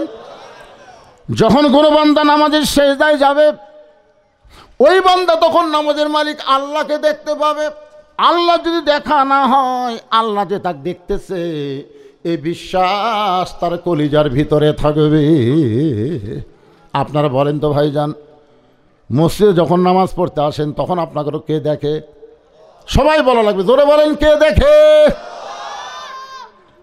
কেয়ারটেকার ইউনূস সরকার যদি আপনাকে ডাকে, রাজবাড়ির অমুককে আমার যমুনা বাড়িতে দাওয়াত। ইউনূস সরকার যে বাড়ির থাকে সে বাড়ির নাম কি? হ্যাঁ, যমুনা। আমার যমুনায় তোমাকে দাওয়াত। আপনাকে এলাকার 10 জন মানুষকে যদি এরকম বলে, তো যে 10 জনকে দাওয়াত দিয়েছে তাদের মশান বাড়বে না কমবে? তারা কি ভালো কাপড় পরে যাবে না ছেঁড়া পরে যাবে? হ্যাঁ, তাহলে মুয়াজ্জিন যখন ডাকতেছে, এটা মুয়াজ্জিন ডাকতেছে না, আল্লাহ তাআলা মুয়াজ্জিনের কণ্ঠে নিজেই ডাকতেছে। ধরে কোন কথা ঠিক কি না? হাইয়া আলাস সালাত হাইয়া আলাল ফালাহ বলে আল্লাহ ডাকতেছে মুয়াজ্জিনের কণ্ঠে। আর এই আল্লাহর ঘরত আপনার ঢুকতেছেন কি গাওয়াত দেয়া? ইউনূস সরকার আপনাকে দেখবি, আল্লাহ আপনাকে দেখবি না? আমার এক চাচা আছে, দেখি গামছা গাওয়াত দেয়া জোহর নাচ পড়বে আসতেছে, 4 হাতা গামছা। আমি বললাম চাচা এই গামছা গাওয়াত দেয়া মসজিদে আসতেছেন, আমাকে ফতুয়া দে, তুই ফতুয়া দে, নামাজ হবি না, ফতুয়া দে। আমি বললাম চাচা রাগ করলেন কেন? এই জন্যই তো হাসিনা তোর দেওয়া পারে না রে। কেন গামছা গাওতে নামাজ হবি না, কোন কিতাবত আছে ক? আমি বললাম চাচা এই গামছা গাওয়ার দেখে আপনি বিয়ের বাড়ি যাওয়ার পারবেন? চাচা বলতেছে এই বছর 5টা পাঞ্জাবি বানাইছি, আমি কি পাগল হয়েছি যে বিয়ের বাড়িতে গামছা গায়ে যাব? জামাইয়ের বাড়িতে যাওয়ার পারবেন? আমার বলে তুই ওয়াজ করে করে রাত জায়গা কি পাগল হয়ে গেলি, জামাইয়ের কি দাম নাই? জামাইয়ের বাড়ির শ্বশুর কোনো দিন কি গামছা গায়ে যায়? আমি বললাম চাচা যদি আপনার পাঞ্জাবি না থাকতো সেইটা ভিন্ন কথা, এই বছরই 5টা পাঞ্জাবি তৈরি করছেন, তাহলে আল্লাহর ঘরের মধ্যে গামছা গায়ে ঢুকতেছেন, আল্লাহ কি আপনাকে দেখবে না? এই জন্যে বলা হয়েছে লেবাস ও তাকওয়া, এমন একটা পোশাক পরবে যে পোশাক পরার কারণে আল্লাহ ভীতি তোমার কলিজার মধ্যে ঢুকবে। যুবকেরা সারা শহর ঘুরলে তুমি টাকনুর তলে ফুল প্যান্ট দিয়ে দেখবেন, অনেক যুবক টাকনুর তলে ফুল প্যান্ট ঘরে না, কিন্তু যেই মসজিদের মধ্যে আসে এরকম কেবা কী করতেছে, কয় হুজুর টানে টানে টাকনুর উপর তুলতেছি। আরে পাগলা, টাকনু ঢাকা তুমি রাস্তায় চললে, তুমি টাকনু ঢাকা রাস্তা চললে, বলো তো টাকনুর উপরে কাপড় পরা কেন? তবে হুজুর তা তো জানি না। আমি বলো পাগল, পুরুষ মানুষের পায়ের টাকনু পর্যন্ত ধোয়া কি, ওজুর সময় পায়ের টাকনু পর্যন্ত ধোয়া কি কথা বলেন? ফরজ। তে তুমি টাকনু পর্যন্ত কী জন্য ধোয়া ফরজ? কারণ রাস্তার যখন তুমি চলবে, তোমার পায়ের স্যান্ডেলে পায়ের জুতাতে রাস্তার ময়লা তোমার টাকনু পর্যন্ত ভরতে পারে, এই টাকনু পর্যন্ত ভরবে বলেই তো ওযু করার সময় টাকনু পর্যন্ত ধোয়া ফরজ। তো তোমার টাকনু যদি ফুল প্যান্টে ঢাকাই থাকে তাহলে রাস্তার ময়লা কুড়ি ভরলো কও? কয় হুজুর তাহলে তো রাস্তার ময়লা আমার ফুল প্যান্টের তলে ভরলো, তাহলে তলে ময়লা নিয়ে তুমি যতই গোছো তোমার কাপড় পাক হলো না। জোরে কোন কথা ঠিক কিনা? এই যে মরদ মানুষের জন্য টাকনু ঢাকা পোশাক পরা হলো কবিরা গুনাহ। যেই ছেলেটা টাকনুর তলে লুঙ্গি দেয়, টাকনুর তলে পায়জামা পরে, টাকনুর তলে ফুল প্যান্ট পরে, হাসরের ময়দানে আল্লাহ তাআলা ওর দিকে নহবতের নজরে তাকাবেই। এখন কারা কারা টাকনুর তলে ফুল প্যান্ট পরেন? এই তো 2-4 জন আছে, খাড়া হওয়ার কম না। টাকনুর নিচে ফুল প্যান্ট গেলে আর একটা বিপদ আছে, সেটা জানেন? সেটা কি? যারা টাকনু ঢাকার রাস্তা চলে, আস্তে আস্তে আল্লাহ ওদের মদ্দামি শক্তি কমে দেয়। এই জন্য মেয়েরা টাকনু ঢাকা থাকবে, পুরুষেরা টাকনু খোলা থাকবে। সুবহানাল্লাহ বলেন। এমন একটা ফুল প্যান্ট পরেছে, এমন টাইট ফুল প্যান্ট পরে নামাজ পড়তেছে 2 নম্বর কাতারে, আমি আছি 3 নম্বরে। রুকের থেকে যখন শেষদার কাছে 7টা যদি লম্বা হতো তাও হতো, 7 আবার ঠিক না পর্যন্ত, যে শেষদাত গেছে ওর পিছনে টেবার মতন ফুলে উঠছে। আপনি বলেন ওইখানে যদি 60-এর জায়গায় ওর গায়ে পাঞ্জাবি থাকতো তাহলে আমার নজর কি ওই টেবার দিকে যেত? কথা কন না কেন ভাই? পাঞ্জাবি দিয়ে পাছাড়া ঢাকা দিত। এই জন্যে যেমন তেমন পোশাক পরে মসজিদে আসা চলবে না। ছেলেরা ব্রাজিলের জার্সি গাওয়াতে মসজিদে ঢুকছে। আমি এক জুম্মায় খুতবা দেওয়ার সময় দেখি আর্জেন্টিনার জার্সি গাওয়াতে এক ছেলে মসজিদে ঢুকছে। কে রে, তোর কাপড় নেই? হুজুর খেয়াল কর। এই খেয়াল করিস না মানে? তুই এমন একটা জার্সি পরছিস যার লেখা আছে মেসি, মেসি জার্সি পরে তুই মসজিদের মধ্যে ঢুকলি। এই মেসি কে? মেসি কে রে? যুবকের একটু মনোযোগ দিয়ে শুনবেন। আল্লাহর ঘরের মধ্যে যখন ঢুকবেন তখন আপনি একলা থাকবেন না, আপনার সঙ্গে আমার আল্লাহ থাকবে। অহুয়া মাকুম আয়না মা কুনতুম, বান্দা তুমি থাকবে যেখানে, আমার আল্লাহ রহমত থাকবে সেখানে। জোরে কান সুবহানাল্লাহ। একটু মনোযোগ দিয়ে শুনবেন। আনাস রাদিয়াল্লাহু বলতেছে, ওগো আল্লাহর নবী, তারপরে কি হলো? রাসূল বলতেছেন, আনাস রে শোনো, তুমি যখন হোসেনকে পিঠ থেকে নামাবার চাও, এমন সময় আমি এর আগেও নামাবার চাইছিলাম, আমি আগেও হোসেনকে নামাবার চাইছিলাম, তুমি নামানোর আগেই আমি তোমাকে নিষেধ করার কারণ হলো নামাজের মালিক আল্লাহর একদল হাবিব আমার কথা মনে করে আপনি হোসেনকে পিঠ থেকে নামাবেন না। আজকে আপনি শুনে নেন, আপনি নবী যেমন হোসেনকে ভালোবাসেন, আমি আল্লাহ তার চাইতে অনেক ভালোবাসি। আপনাকে ঘোড়া বানাইছে, এটা আমি আল্লাহর বড় ভালো লাগতেছে।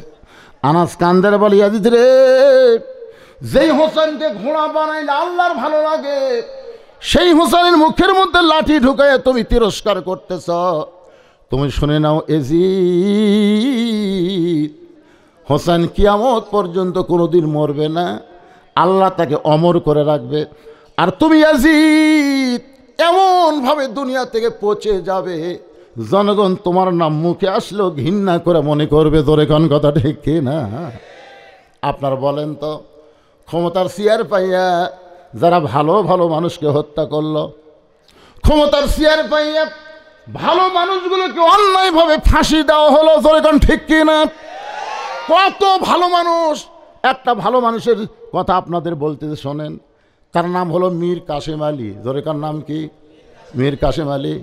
উকিল বলতে, স্যার আজকে রাত 12টায় আপনার ফাঁসি হবে। মীর কাসেম আলী মুস্কি হাসিতে বললেন আলহামদুলিল্লাহ। উকিল বলে, স্যার এখন 9:30 বাজে, আর 2.5 ঘন্টা পর আপনার ফাঁসি হবে, আপনি মুস্কি হাসিতে আল্লাহ শুকর আদায় করতেছেন। মীর কাসেম আলী বলতেছে, ভাই এখনও তো 2.5 ঘন্টা অনেক সময়, এত সময় চেতন থাকে কী করবো, আমি ঘন্টা দিয়ে ঘুম পাড়ি। উকিল বলে, স্যার কী কর আপনি?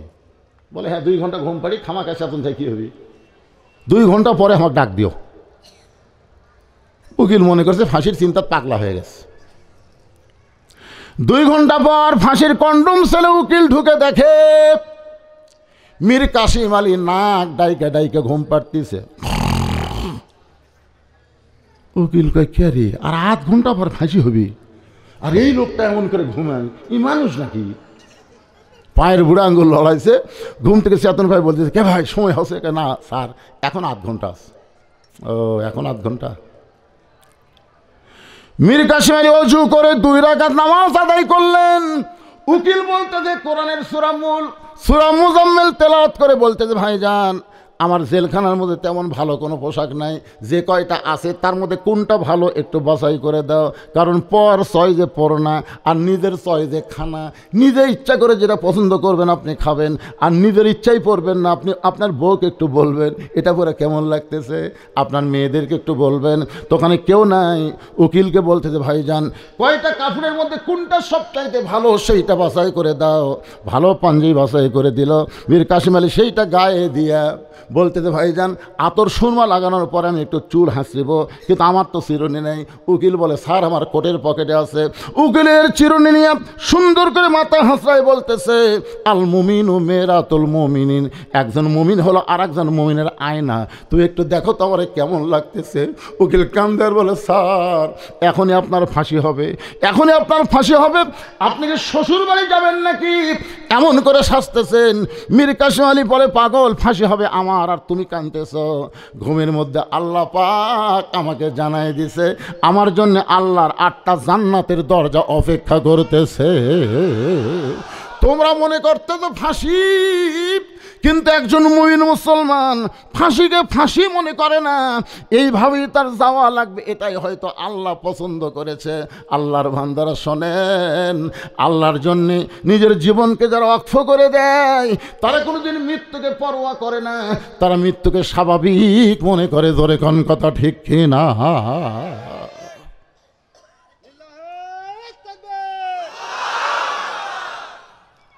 একবার তাকবীর দেয়, কিসের তাকবীর হয় মাঝে মাঝে? আল কোরআনের আলো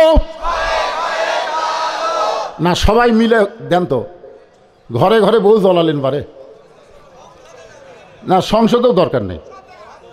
না না, এই যে সাফাইয়ের হারুন কি কথা জানেন, আল কোরআনের আলো সংসদে জ্বালো, ঘরে ঘরে জ্বালো, এটা নাকি ধর্ম ব্যবসায়ীদের স্লোগান। তো এই জন্য আমরা ধর্ম ব্যবসায়ী না হয়ে একটা ভালো জায়গাত মারি, সেটা হলো কি আল কোরআনের আলো সব জায়গায়। এই আলোটা সব জায়গায় জ্বলানোর দরকার আছে না নাই? এই জন্য আমরা একটু অ্যাঙ্গেলে ডোজ দিই, ওরা যেন কিছু করার সুযোগ না পায়, ওরা আর যেন না বলতে পারে। আমরা বলবো আল কোরআনের আলো সব জায়গায় জ্বালো। বলতে পারবে না ভাইজান? আল কোরআনের আলো, কোরআন হাদিস যেখানে, দুনিয়ার মুসলমান লিল্লাহে তাকবীর। আল্লাহ বলে মুসা মৃত্যুকে পছন্দ করার 3 নম্বর কারণ কি? 1 নম্বর কারণ হলো না মরলে জান্নাতে যাওয়া। মনে রাখবেন, 3টা কারণ মনে রাখা লাগবে না। 1 নম্বর কারণ হলো না মরলে জান্নাতে যাওয়া। 2 নম্বর কারণ হলো মরবো কার জন্যে? আমরা মরবো কার জন্যে? ইন্না সলাতি ওয়া নুসুকি ওয়া মাহইয়ায়া ওয়া মামাতি লিল্লাহি রাব্বিল আলামিন। আমার নামাজ, আমার কুরবানি, আমার বেঁচে থাকা, আমার মরে যাওয়া কার জন্যে? সবাই বলবেন। মুখ বন্ধ থাকলে এইখানে বিপদ হবে। রেজাল্ট হচ্ছে যে, বুঝছেন না? রেজাল্ট হচ্ছে। তাহলে সবাই আমার সঙ্গে খেয়াল করে শোনেন। আমার নামাজ, আমার কুরবানি, আমার বেঁচে থাকা, আমার মরে যাওয়া সবই যদি আল্লাহর জন্য হয়, বাঁচাও যদি আল্লাহর জন্য, মরাও যদি আল্লাহর জন্য হয়, তাহলে মরা নিয়ে কোনো টেনশন করে লাভ আছে? বাজান গো, আল্লাহ বলে মুসা মৃত্যুকে পছন্দ করার 3 নম্বর কারণ কি? অত্যন্ত মজার কারণ, অত্যন্ত একটা মজার কারণ। এটা শোনার পরে আপনাকে মরা নিয়ে আর কোনো টেনশনই হবে না। কি শোনার দরকার আছে না নাই? হ্যাঁ। এখন আল্লাহ বলেন মুসা আমি আল্লাহ কেমন আছি যদি জানবার চাও তাহলে কোথায় যাও? মনে ভুলে গেছেন? আরে এটাই তো ওয়াজ, ইন্না লিল্লাহর ওয়াজ। মনে ভুলে গেলে হবে? মুসা আলাইহিস সালাম দেখতে গেছে আল্লাহ কেমন আছে ফেরাউনের দরবারে। জায়গায় ফেরাউন একটা চেয়ারত বসে জিকির করতেছে, আনা রব্বুকুমুল আলা, আমি হলাম সবচাইতে বড় আল্লাহ। এ দেশ আমার বাপের, এ দেশ আমার, এ দেশ আমার বাপের, এ দেশ আমার। একই জিকের বারে হিসাব করলে আপনি মিল খেলে দেখবেন একই দেশ। এ দেশ তোর বাপের, এ দেশ তোর। দেশের মাটি চাই, মানুষ চাই না। যিনি মেজর জেনারেল, যিনি হাসিনাকে পলায় দিলেন, তিনি একটা বক্তব্য দিয়েছেন, আপনারা শোনেননি? হায় হায়, আরো লক্ষ লক্ষ মরে যাক কিন্তু ক্ষমতার চেয়ার ছাড়বি না। আনা রব্বুকুমুল আলা। একটু মনোযোগ দিয়ে শোনেন ভাই, 3 নম্বর কারণে আসতেছি। এখন কেউ ওঠেন না, পেশাব লাগলে ওঠেন না, ওঠেন না, পেশাব বন্ধ করে বসে থাকেন। ইনশাল্লাহ পেশাব জাতীয় যত রোগ এই কোরআনের উসিলায় আল্লাহ ভালো করে দিবে। সামান্য পেশাব লাগলে লাভ ওঠেন খেন। আল্লাহ কি বলেছেন? অনুনাজ্জিলু মিনাল কুরআনি মা হুয়া শিফাউ ওয়া রাহমাতুল লিল মুমিনিন। মুমিনদের যাবতীয় রোগের ঔষধ হিসাবে শিফা স্বরূপ আল্লাহ কোরআনকে নাজিল করছে। বিশ্বাস করেন আপনারা? তো ফেরাউন জিকির করতেছে আনা রব্বুকুমুল আলা, আনা রব্বুকুমুল আলা। মুসা কয় কে রে, এখনই তুর পর্বতে কার সাথে কথা কইলাম? এখনই তো আল্লাহর সাথে কথা কই আমি এখানে আসলাম। তো ই যে বলতেছে আমি সবচাইতে বড় আল্লাহ, তাহলে ওটা কে? ই কে? আপনার বলেন তো মুসা নবী এটা কেমনে বুঝলো?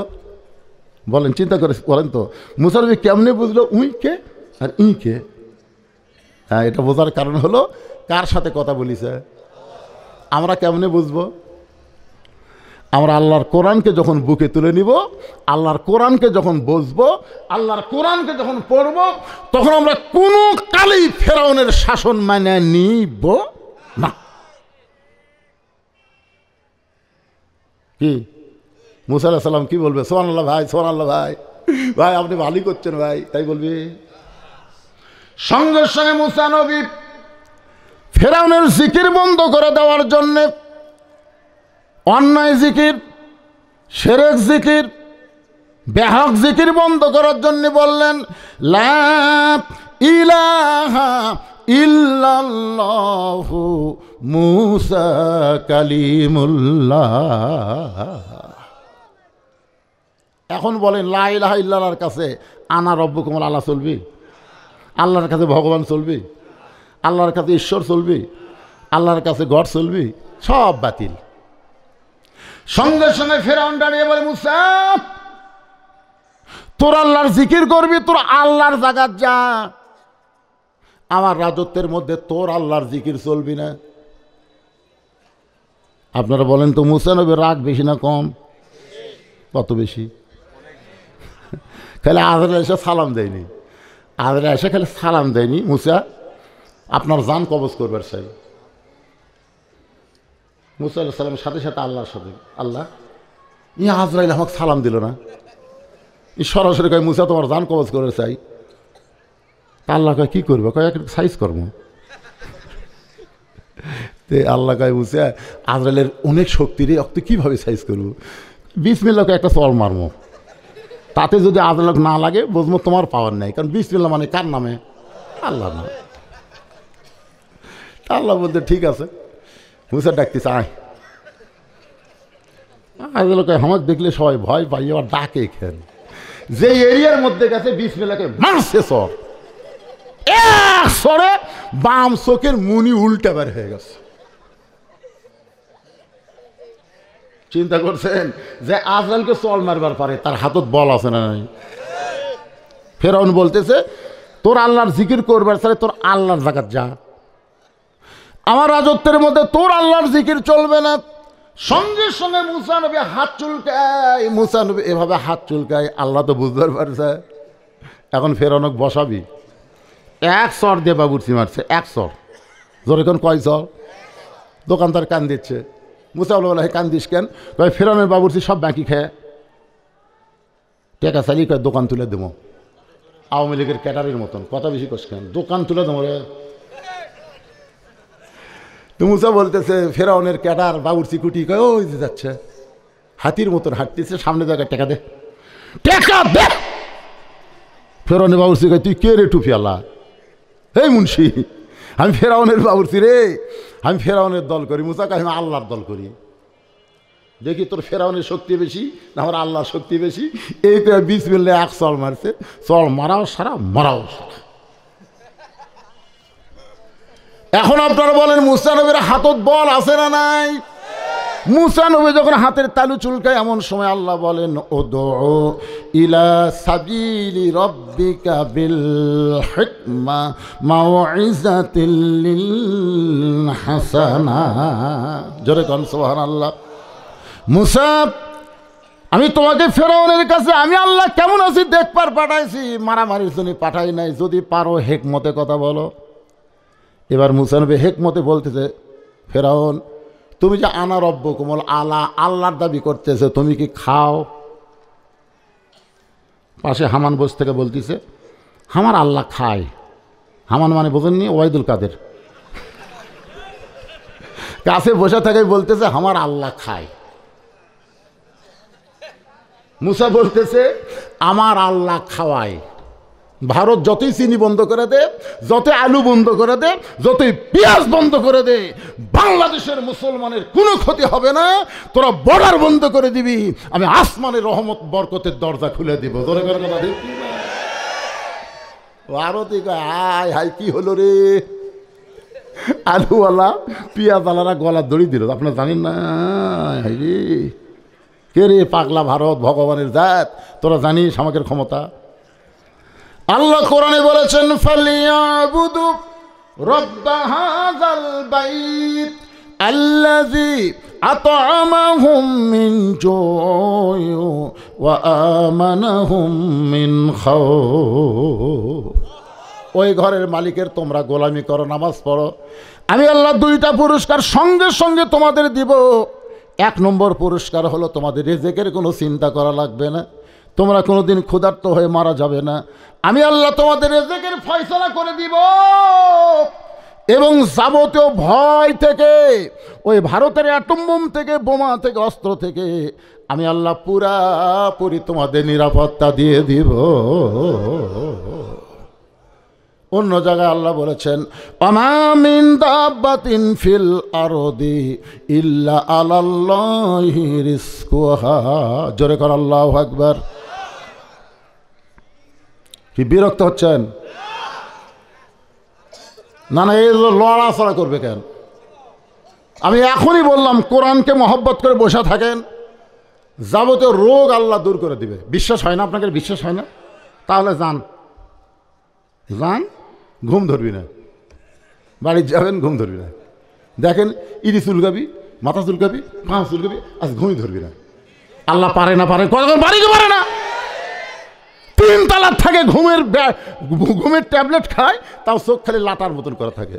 বউকে এত ঘুমের বড়ি খাও, তাও তোমার ঘুম ধরে না। স্বামী স্ত্রী দুজন গল্প করে, ওই বাড়ির বিল্ডিংয়ের দরজাতে একজন অটো ভ্যান তেল ফুরে গেছে, মানে ওই ব্যাটারির চার্জ ফুরে গেছে, বুঝলেন? ওই এখন অটো ভ্যান শুয়ে থেকে বাড়ি এলাকায় কে রে, আমার চোখত ঘুম নাই, আমার দরজাতে নবাব দাদা কে রে। আস্তে আস্তে গেট খুলে এসে দেখে বালুস নাই, কম্বল নাই, কিছু নাই, একটা ইটার ওপর গামছা দিয়ে লাখ টাকা ঘুম পাড়তিছে। তখন আল্লাহ তুমি কুটি, আমি 3 তলাত ঘুম ধরে না, আর এই অটো ভ্যানের উপর ঘুমাই। শান্তি দেওয়ার মালিককে। আজকে একটু বসেন, মুসা নবীর অরিজিনাল যেটা 3 নম্বর, সেটা তো বলেইনি ভাই রে, শোনা লাগবে না? তার আগে এটা শুনবেন না? কি বুঝতেছেন? হামান আমার আল্লাহ খায়, মুসা বলতেছে আমার আল্লাহ খাওয়ায়। যে আল্লাহ খাওয়ায় আর যে আল্লাহ দাবি করে খায়, যাই খায় তার বিপদ আছে। খাওয়ার মধ্যে যদি একটু কম বেশি হয়, নিজের বাড়িতে 5 কেজি আলু, 1 কেজি গোস্ত বউ পাক করে দিছে, 2 টুকরা গোস্ত দেওয়ার কারণে রাগ করছে, এই গোস্তর দাম জানিস, এই গোস্তর দাম জানিস, 1 টুকরা হলেই খাওয়াবি। 1 টুকরা তুলে দিয়ে তাহলে আলু দিয়ে সমানে খায়। আলুর মধ্যে স্বাদ আছে রে। নিজের বাড়িতে 5 কেজি আলুর মধ্যে 1 কেজি গোস্ত, আলহামদুলিল্লাহ। পরের বাড়িতে পরের দিন দাওয়াত খাওয়ার গেছে, যা দেখে 5 কেজি গোস্ত, 1 কেজি আলু। গোস্ত কয় কেজি আর আলু?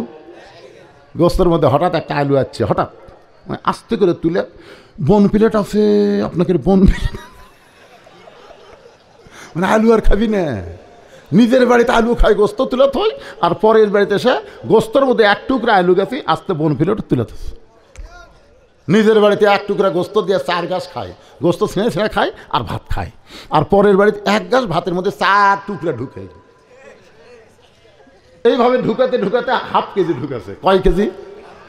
তা 1/2 কেজি। ওর পেটের কল কবজা হলো 250 গ্রাম হজম করে পারবি, মানে আল্লাহ যে কল কবজা দিয়েছে 250 গ্রাম ঢুকে হজম হবে, কিন্তু 500 গ্রাম ঢুকেছে, কল কবজার পারতেছে না। কয় আল্লাহ আমরা তো পারতেছি না, আল্লাহকে হরতাল কর।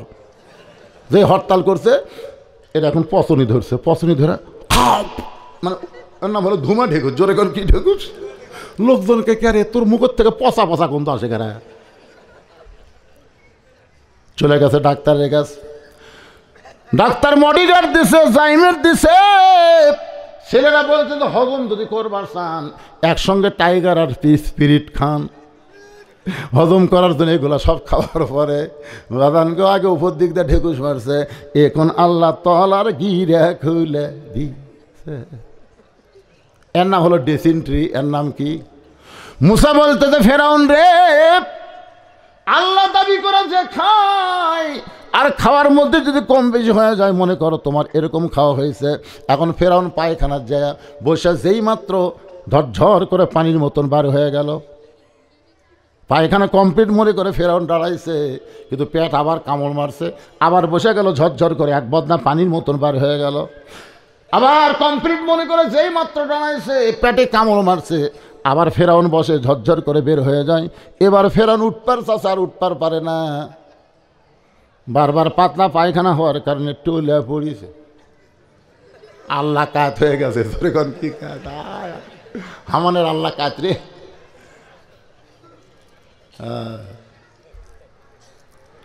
ফেরাউন টোলা পড়লে কি হবে? ভাষা ঠিক আছে, চিল্লায় বলতেছে এ আমার সাঙ্গ পাঙ্গ কোথায় রে?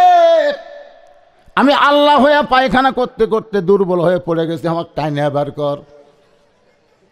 এবার ফেরাউনের সাঙ্গ পাঙ্গ পায়খানার দরজা খুলে দেখে আনা রব্য কোমল আলা কাত হয়ে আছে। যেরকম কি হয়ে আছে? অনেকে কিন্তু ফেরাউনের চাকরি করে বেতন খাওয়ার জন্যে, মনে মনে ফেরাউনকে ভালোবাসে না। এরকম আছে না নাই?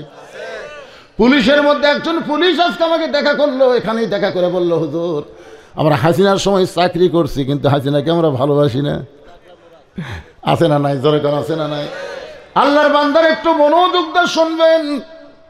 সামসাদের মধ্যে একজন চিল্লায় বলতেছে এত ক্ষমতার অহংকার করেন 1 লাখ বার হওয়ার পারেন না, এত ক্ষমতার অহংকার করেন 1 লাখ বার হওয়ার পারেন না।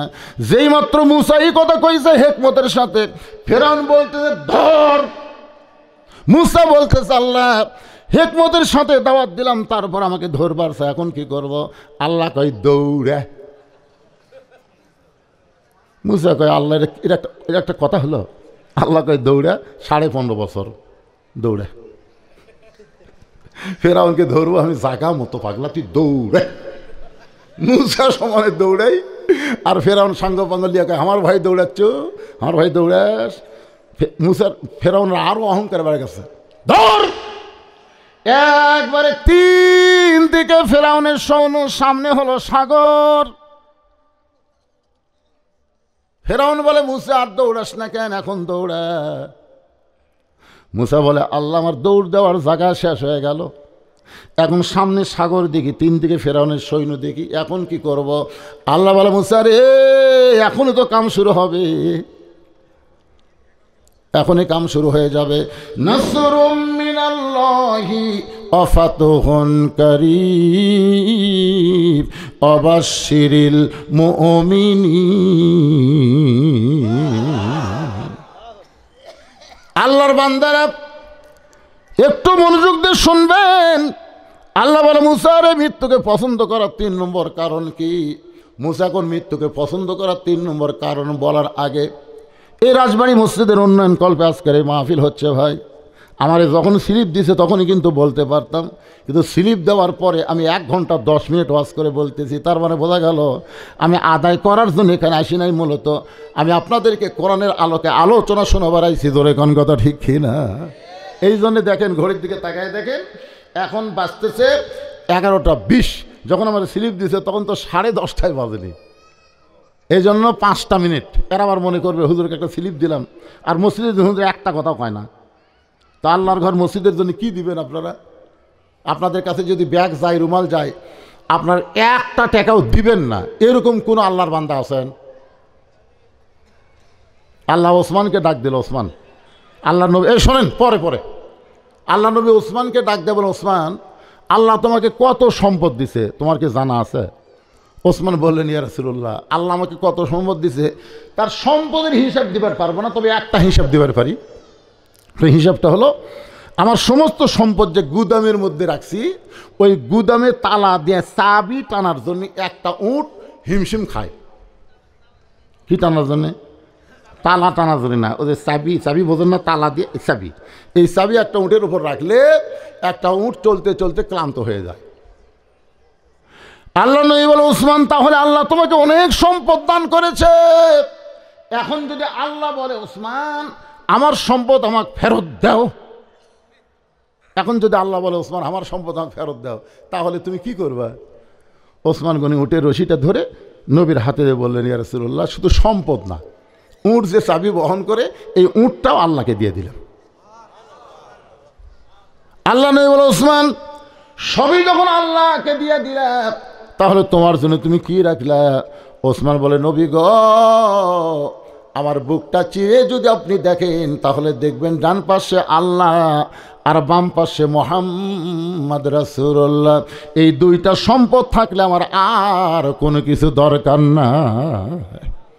সঙ্গে সঙ্গে নবী আসমানের দিকে তাকালেন, এভাবে আসমানের দিকে তাকায় আছেন। আল্লাহ বলে হাবিব আসমানের দিকে তাকায় কি বলতে চান? নবী বলেন আল্লাহ আমি ওসমানকে কি দিব? পুরস্কার দেওয়ার মতো কিছুই নাই।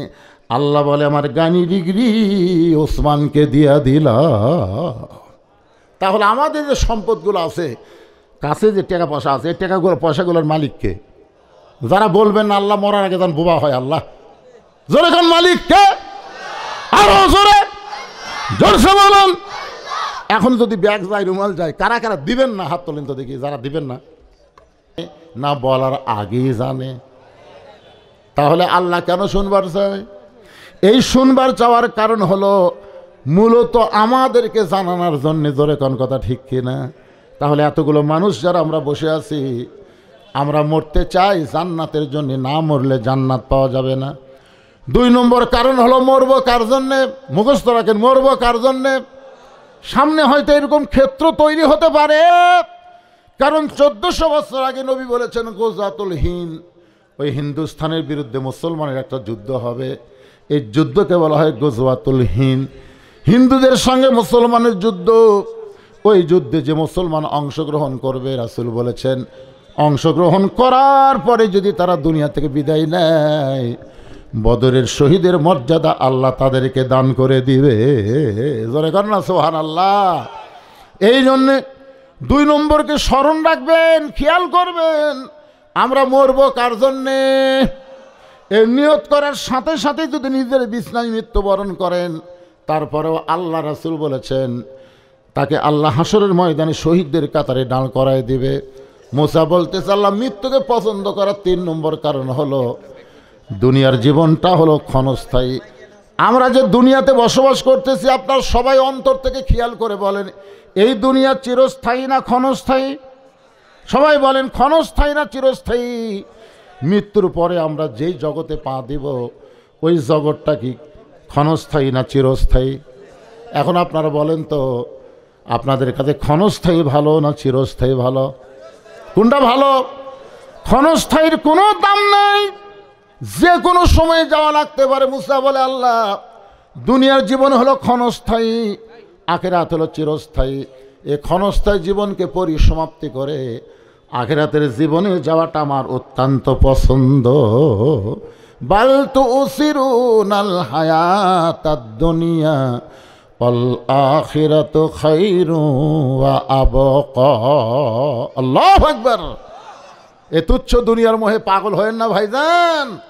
যতই চেষ্টা করেন, যতই সুন্দর বাড়ি করেন, যতই ডাক্তারের সাথে লাইন করেন, এখানে থাকার কোনো ব্যবস্থা নাই, থাকার কোনো ব্যবস্থা নেই। যতই চেষ্টা করেন তো যাওয়া যখন লাগবে, যাওয়ার কথা যখন মানুষ ভুলে যায় ওইটা মানুষের জন্য সবচাইতে বড় বিপদ।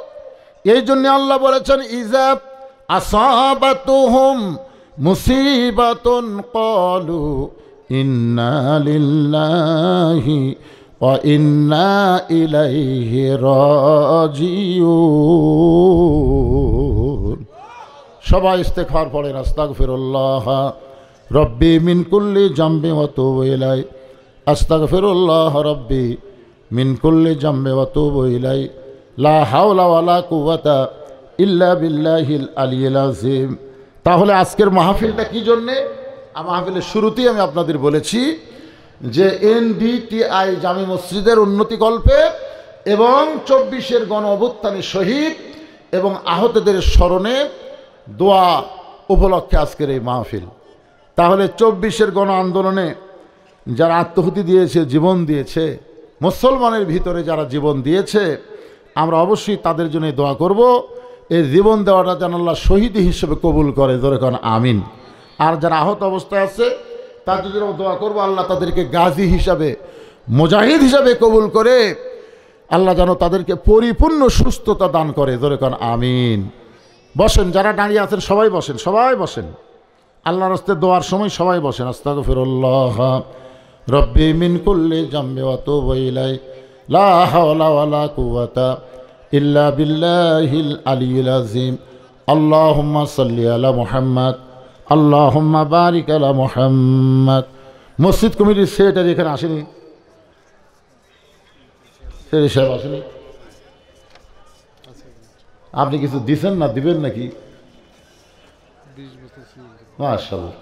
অনেকে দান গোপনে করতে পছন্দ করে, আমি বারবার বলার কারণে সামনে এসে গেছে। তারপর যখন বললাম কিছু দিবেন, কে রাসূল বলেছেন অনেক দান প্রকাশ্যে করতে হয়। কি জন্য? আপনার দেওয়া দিকে আরেকজন উৎসাহ পেয়ে যদি দেয়। সেক্রেটারি সাহেব আল্লাহর ঘরের জন্য 20 বস্তা সিমেন্ট দান করবে।